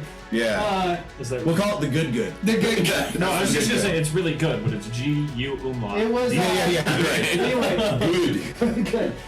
Actually, kind of makes sense. That's a pretty good name. So this is 1.5 ounces of the Bamboo XO rum. Making Morgan upset again. Make this for you next time I see you. But by the way, y'all are welcome. 1/2 ounce of the garble That is your bottle that you left here, and I do appreciate it. And I would not lie to you and say that there's not been a regular occasion in which I get home from work and I'm like, I need one drink before I go to bed, and I just pour some of that shit into a glass and drink Bamboo it. is so good by itself. I'm actually Alright. drinking it straight right now. All right, so we're gonna do this again. 1.5 ounces Bamboo XO, 1/2 ounce curacao from Gargoyle, 1/2 ounce creme de cacao, 1/4 ounce amino nonaro, 3 dashes of Angostura bitters, stirred and dumped into a coupe S glass. No, what would that Dumped be? or strained? Strained. Sorry. And then garnished with a cocktail cherry. Dude, that sounds so fucking good. I know, it sounds so tasty. The whole Rum and chocolate? Oh Yeah. no. It's like- yeah, A little right? bit of orange. So yeah, I mean, like, it's basically a chocolate rum ball. Yeah, Sure. it sounds amazing. I want it now. Jared, why am I not there? I don't know. Yeah, why are you not there? I don't know why my brain makes these delicious things up, but it works. I will say this, Curtis. It kind of has like the opening notes of a banana on the front end because it's bamboo, Mm-hmm. Oof. and then it goes into the Yeah. like, chocolate orange. So good. But none of them are very, very like in your face. Like it's very kind of mellow, but there. Okay, more importantly, has anybody videotaped our friend Matt tasting any drinks tonight? No, because I really wish we had. But like, You assholes. Come on now. John, stop looking at your phone and start videotaping Matt. We should have gotten John's reaction to this drink because it was better Right? than any main It face. was good. I watched it. Like, It's real subtle, but it's good. It's not like yeah, it's so nice. All right, so the 6 of you have reconvened together, coming outside of, excuse me, the Black Diamond Ale Works. A couple of you have gotten the name of a place to eat that serves octopus called the Autumn Hook. So, what would the 6 of you like to do? Calamari. Yeah, I think we're gonna Yeah. eat some Oh, stuff. no, dude! This isn't going to be calamari. This is going to be way better. We I'm want gonna- better than calamari. I might ask if they have calamari as well, and just like put them side by side and go back and forth between the two things that are definitely like subconsciously tied to my patron in my head. We would like 4 different kinds of octopus cooked 4 different ways. And I don't know what the plural of octopus is, but Octopi. I'm going to go with whatever the DM says. Sark is actually going to veer off and wander the streets while they go eat at this point. Okay. Like, I feel for the city and just kind of wander, figure out where there are more slum-like neighborhoods, where there's richer neighborhoods, and just get a feel for the city life in the evening as this happens. Okay. I'll toss Sark a standing stone as he's heading out. So we will do dinner first. There's one complete. Drink has a Let name. me get another sip of that. Let me get another sip of that. Has a Let me get name. another sip of that. officially has a name. It's called the 1612. There we go. Nice. That's I'm- purely because that's what the 2 D20s I was I gonna say he rolled 2d20s. That's how he came up with the name. It's a good one. I like it. Perfection. I like it. Perfection. Well done, Jared. Way. It's got a ring to it. I like it. No, it does. It sound, my brain immediately went to that was probably when the rum was made. Like, that sounds like the time that like the slave trade was going on, and there was something to do with molasses and something to do with Caribbean. 1612. So we're gonna the five. You can't segue nicely from that, okay? It's just, You can't. My fault. I mean, if My there fault. is some- I said if- the word slave trade. if My there is fault. someone who could segue that well, it'd probably be me, but I can't. So, the five of you that are going to Autumn Hook, you walk in, and there is kind of like the doorman there has kind of an initial revulsion to you, but then like it's one of those real quick things where it's like, oh, he looks past the crusty exterior of the five of you to understand that they may be crusty, they got dough. So you're very quickly seated in a private room because they have had people like you before, so they know where to put you. And you remember that the name of this place didn't pop up until after Skjald had asked about octopus. And this is a fairly fancy restaurant where you guys seem to end up all the time just by happenstance, right? But so they sit you down, and a couple bottles of wine just automatically appear on the table. Perfect, as well it should.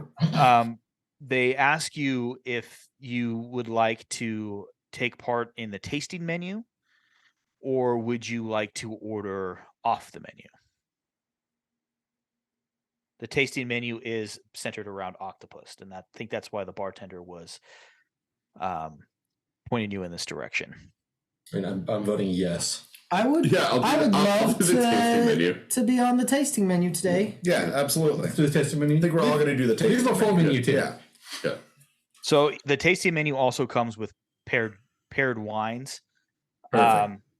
So, but if there's anything that the five of you would like to discuss, go ahead and do so. So, Skjald, what? So we need to sell the special that rum that we brought Yeah. from Haven. How should we go about that? Like, We'll talk to some people. I think the boys might have some ideas. The boys. I love that. I love every second of that. I also love that only one of them is currently present. Yeah, we can. There's a good bet I know someone who knows someone here. There's a good bet I know someone who knows someone most places. We don't have any actual details about this job, right? I'm not misremembering that. I don't have anything written down, so I can't tell you to help. No, this is SOA asking the group. We have to report to Mage House for the job. Apparently, it's been a while since anyone has seen any of the mages of Mage House outside of Mage House, which seems to be unusual. That bodes well. Yeah. Especially given they're paying us to show up and talk to them about the job. Well, that bodes very well. Yeah. That's why Portrait stuff more win.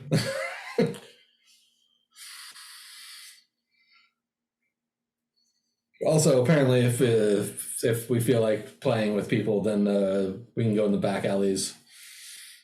Yeah. I was told if it's easy to get stabbed if you go in the back alleys, so that sounds like it might be fun at some point.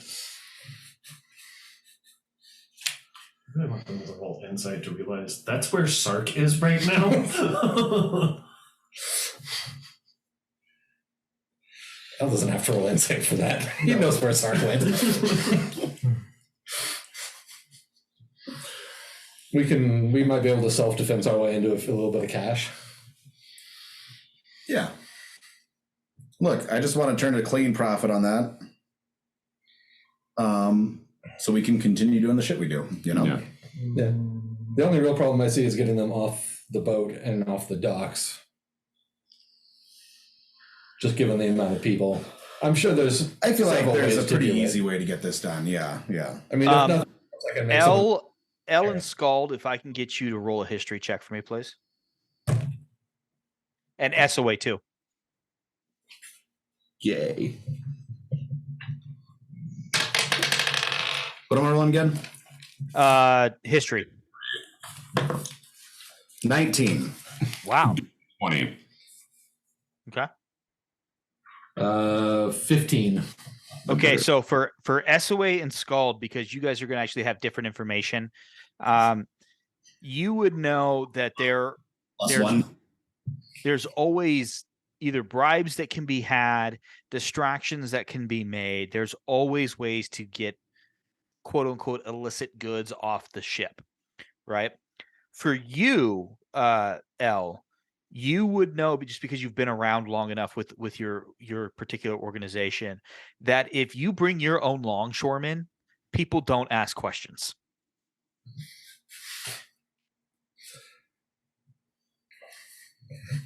And it's possible we might be able to just grab a few guys from the company and leave with it openly too. I mean, I don't know. I haven't done this part before. in my, from what I've seen, I've never helped facilitate this, right? But you can typically just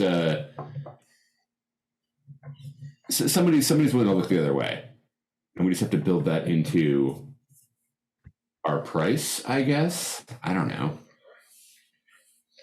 Yeah. Right, but that just adds to the cost. Yeah, it just adds to the cost. Yeah. We don't incur the cost. Yeah. Yeah. Yeah.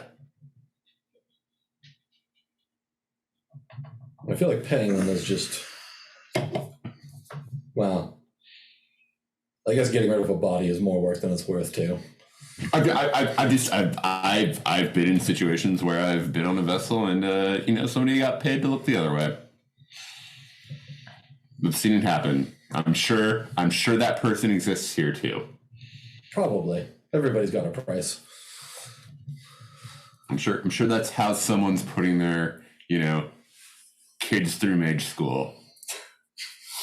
Right? It's mage school here. It's definitely mage school here. Like I heard muttering around the bar that the price of bribes has gone up, which is also not boding well for the job that we're looking at. Fuck it, maybe our price just went up. If we can run it through my people, then we might be able to avoid all of that and just take a clean profit on it. Yeah. Let them worry about unloading it somewhere else. As long as we can pull somewhere around 30%, I'm fine with it. There's plenty of places we can sell this stuff. It's only made in Haven, and people know what it is. Even the people who haven't had it know what it is.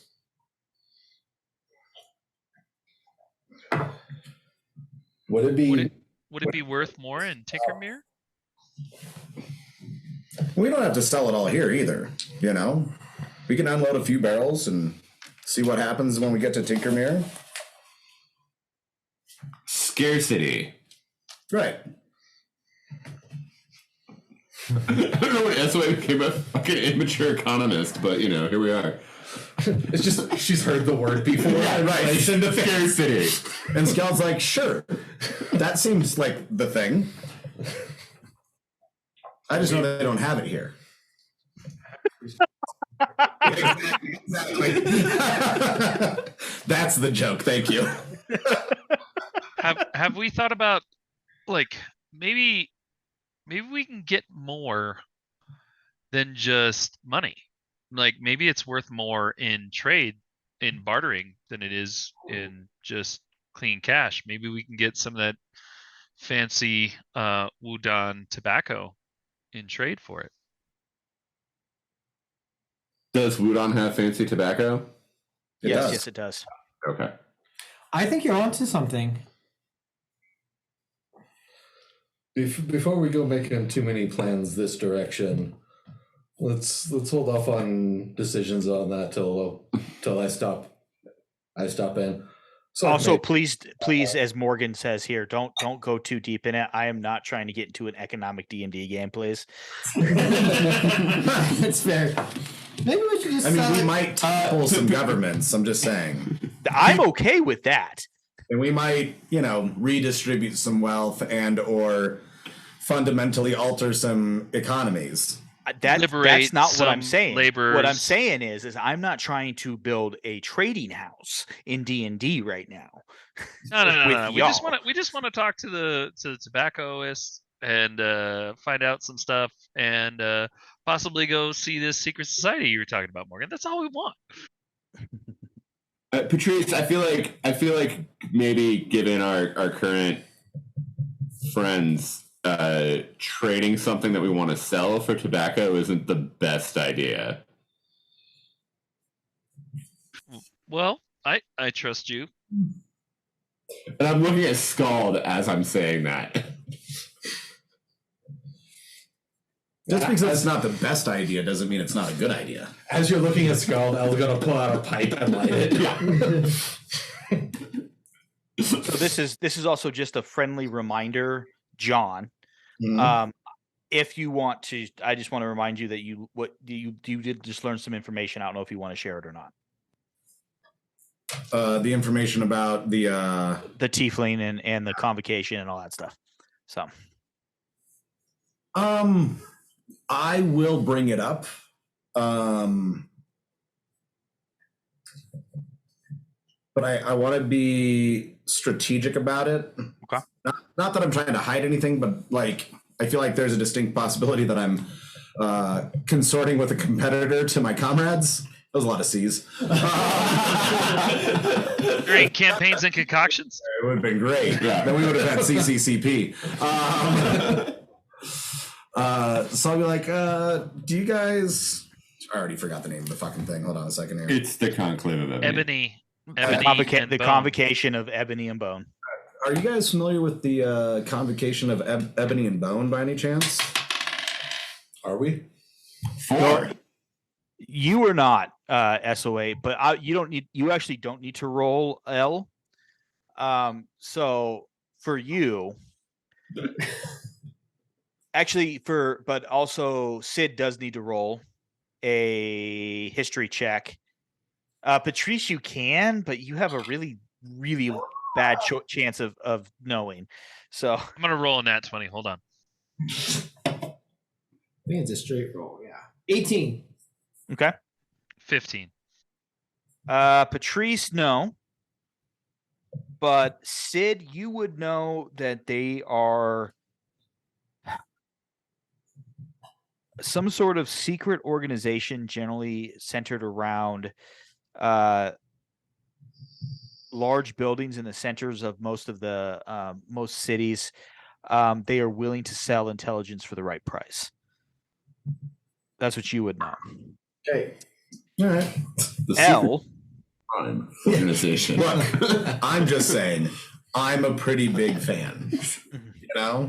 So L, what you would know is that while they do operate for a time in a shared space of information brokerage, they are not actually a direct competitor of your organization.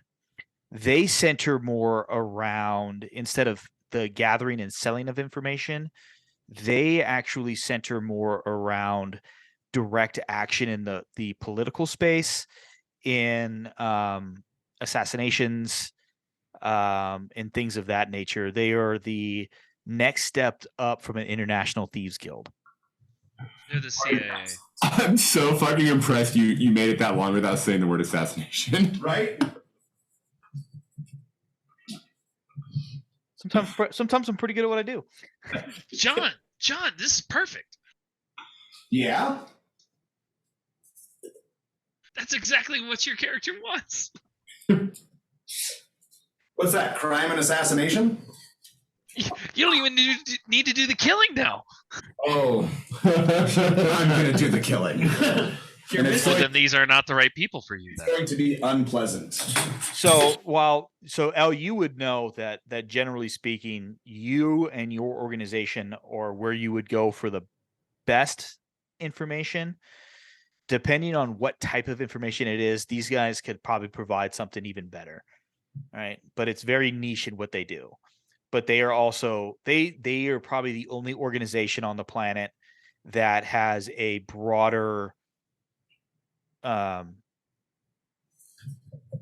reach than you guys do. Oh. So from Sid's perspective, would Ebony and Bone, would she possibly know about it because they would maybe have locations somewhere in Mhm. the Legion of Crypsis. Yeah, they have houses in the legation. Right. I'll tell Skull then that they might be able to get you the information on the names, but depending on where they've ended up since the last time you saw them, I feel like most of them are probably too low level to be on the Ebony and Bones radar. They tend more towards political and high level stuff. But they do have quite the reach, though. I'm sure with enough money, they might be willing to look into something for you. I think we might be able to do it cheaper, but Sure. I mean, never hurts. yeah, it doesn't hurt to get multiple sources. I also Any mentioned to information them you that, get from them, we probably don't have. So right. Yeah, I kind of figured, and also like I threw the idea out there that we might be willing to do some jobs for them as well. Assuming it doesn't directly compete with anything that, As any usual. interests of yours. Clearly, you should be aware by now that my first loyalty is with the people at this table and the one jack off that's not here. he's probably having some recrecreational Where the self-defense. fuck is Skark?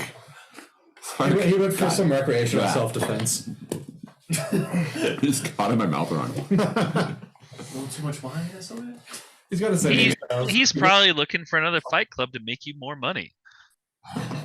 That was fun. I don't know if it's a club so much. Patrice, we need to talk.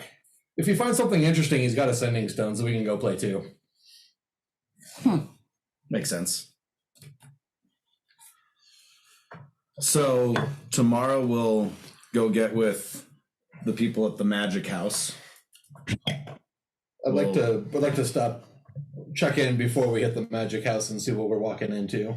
That's fair. So maybe we do a pass by it tonight on our way back. Sure. Look, we're out of towners. We're lost. It's easy enough to accidentally stumble past the place we're supposed to be tomorrow.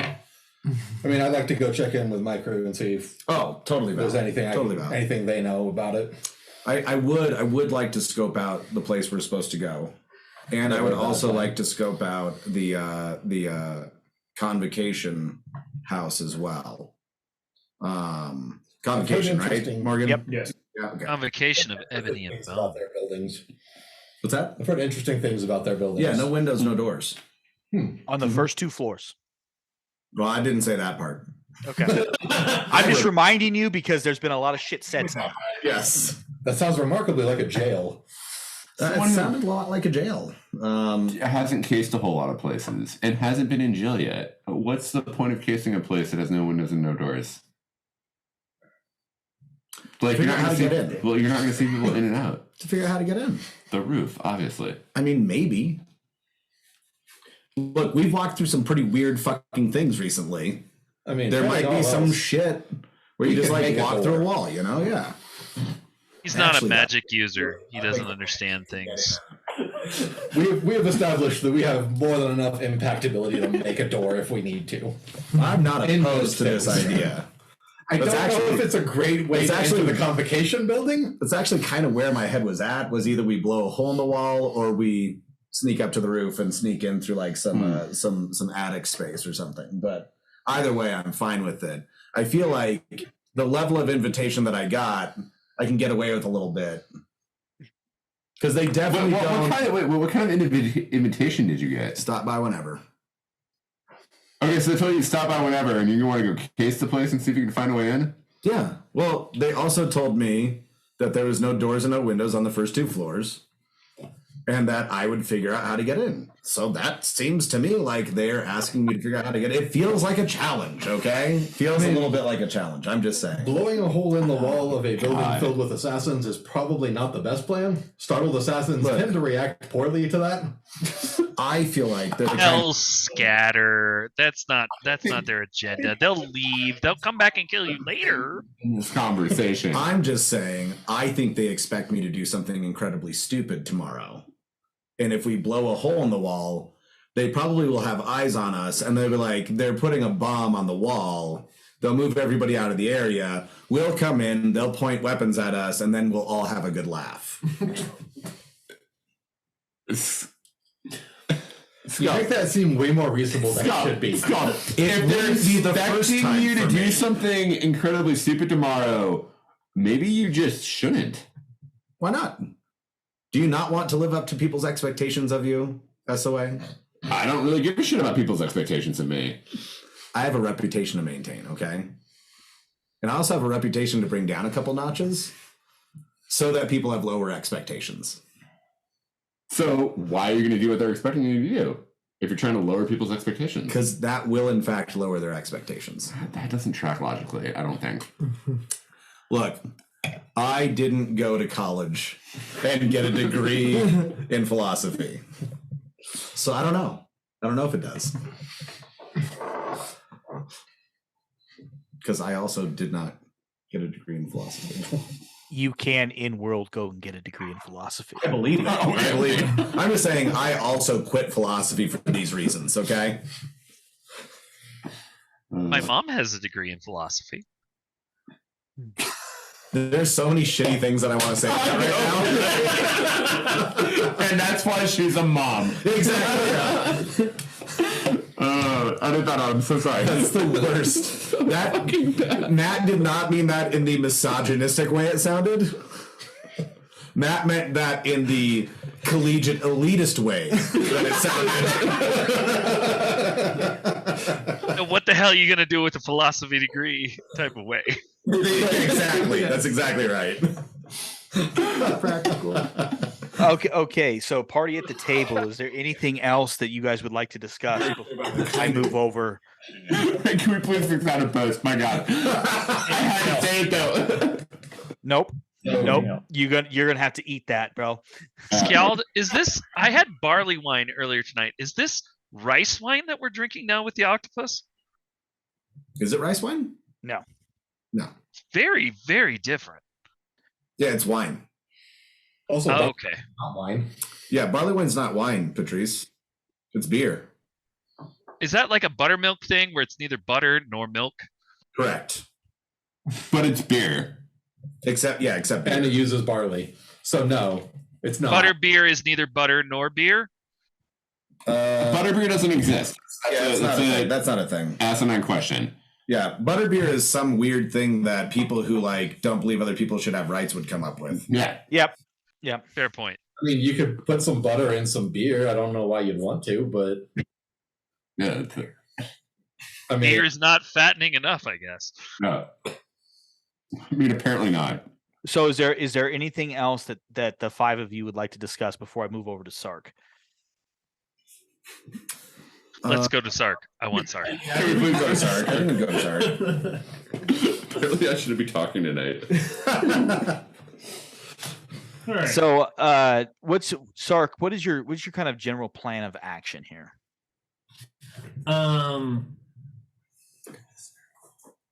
Obviously not a loop of the whole city, but going out a little bit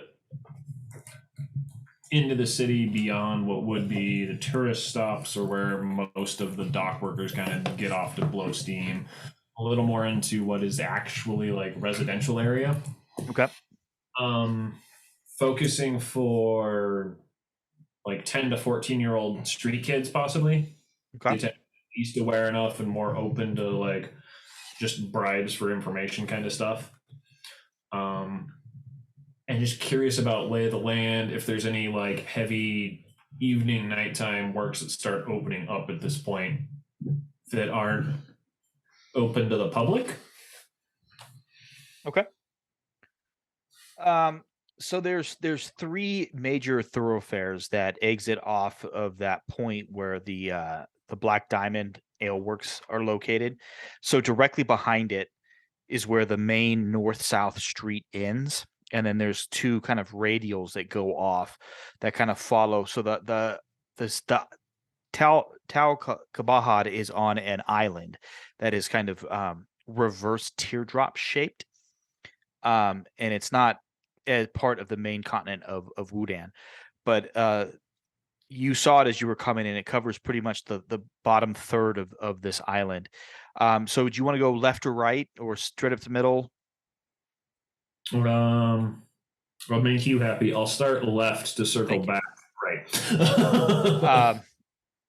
So as you move to the left, this first initial section of town is primarily a commercial district. There's a lot of warehouses, a few shops. It seems like this is where a lot of import-export businesses are. But fairly quickly it moves to a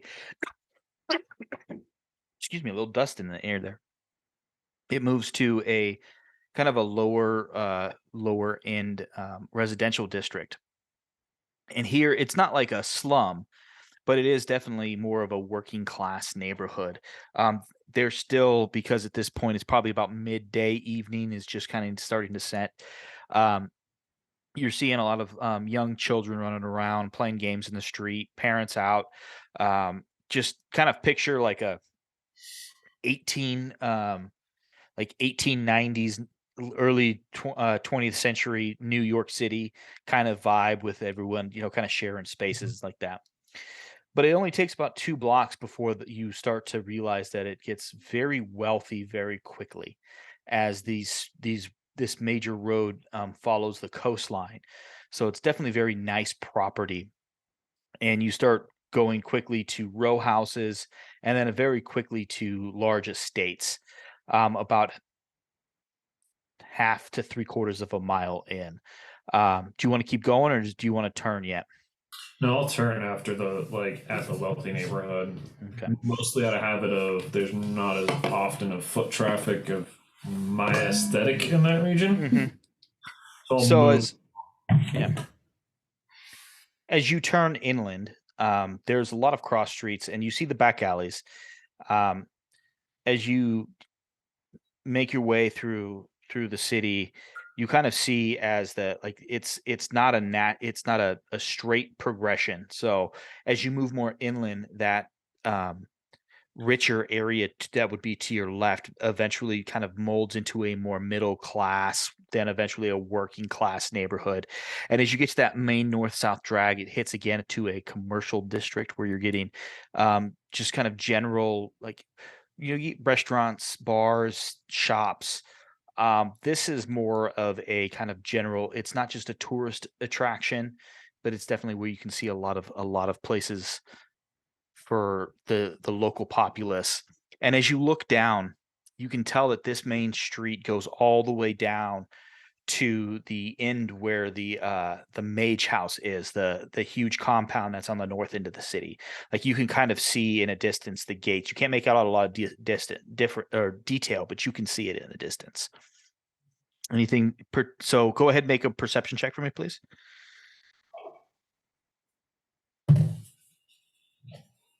21. So you're not seeing a lot of the things that you're looking for. You're not seeing, from what I'm gathering, you kind of like that Sherlock Holmes birds idea that they have, the kids, the street kids that are working. Yep. Mostly because it seems like there's the neighborhoods that you're seeing here are not quite poor enough for that yet. And you haven't really seen any indication of a slum here yet. So you're not sure why, or if there's just maybe another location that you haven't gotten into. It is a fairly large city. Like, you could probably walk across it in a full day, but you wouldn't be able to loop it fairly quickly. Continuing on.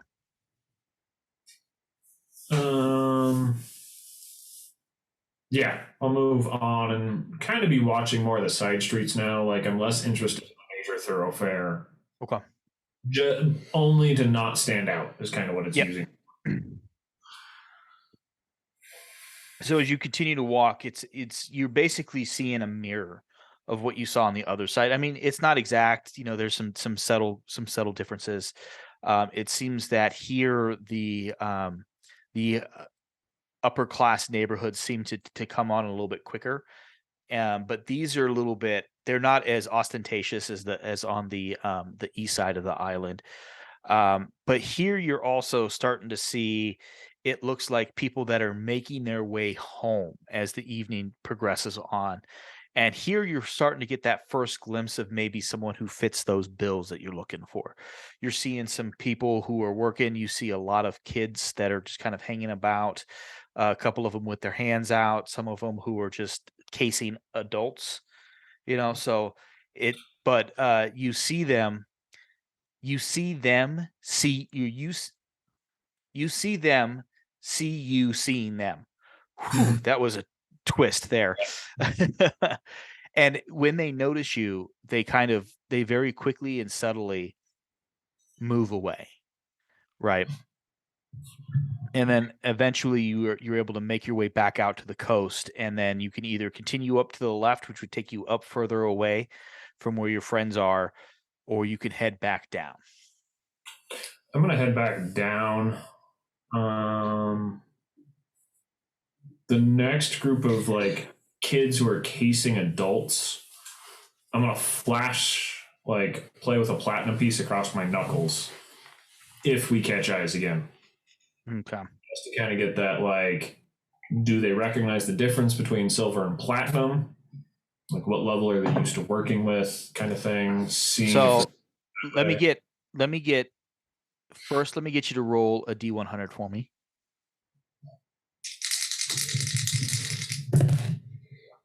98.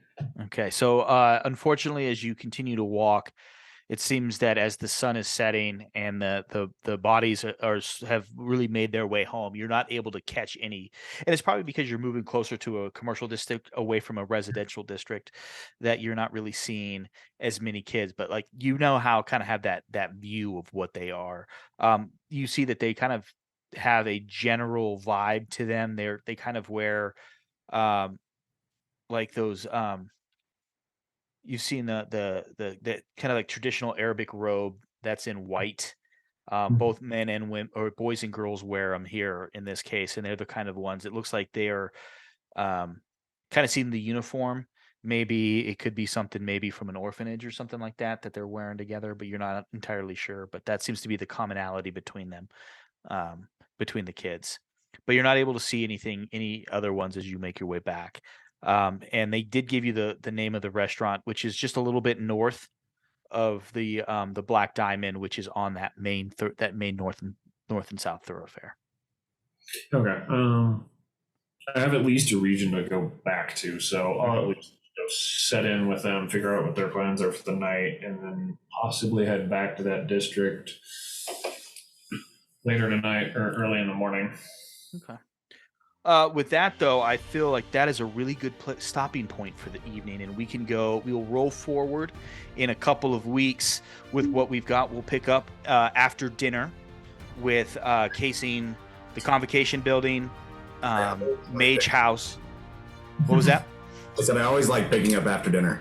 Yeah, it's always great. So with that being said, thank you guys so much as always. That was a lot of fun. And to you all listening, I appreciate y'all. Again, as always, if you want to get with us on our interwebby things, there is a link in the description below. Also, you can check us out on Instagram. Instagram is at Campaign Concoctions Pod. Please, also, one thing I wanted to say is, if you are making these drinks that we talk about, please let us know what you think. Tell us if you want more complex, if you want simple. Engage with us. We do have some. The Discord is getting way more active. We're getting a lot of people that are engaging with us on the drinks and on the minis and on the game stuff. We recently have started talking about other game systems. We had a thing for Vampire the Masquerade we talked about recently. Please join us in on those conversations. We want to talk to you guys about stuff. We like doing this. We like engaging with you as much as we can. Check everything out. With that, though, I hope you all have. Go ahead. Real quick, thank you to the roughly 12 people that subscribed to our podcast across various platforms in the last roughly 5 days. You guys are fucking awesome. Appreciate you so much. As you know, come in and see me again at the bar. I would love to make more cocktails for you. To the rogue, the paladin, the monk, and the DM. I hope you really enjoyed your drinks last night. I can't wait to play with you as well. Listen to our podcast from episode 1, and in like 2 months when you get to this episode, you'll know I love you and appreciate you and can't wait to hang out with you again soon. So awesome. Awesome. With that all being said, yeah, we are. I was telling Curtis earlier, our listens are going up. We're getting more people. So thank you so much to everyone. It does mean a lot to us. But until the next time, drink well. Drink well.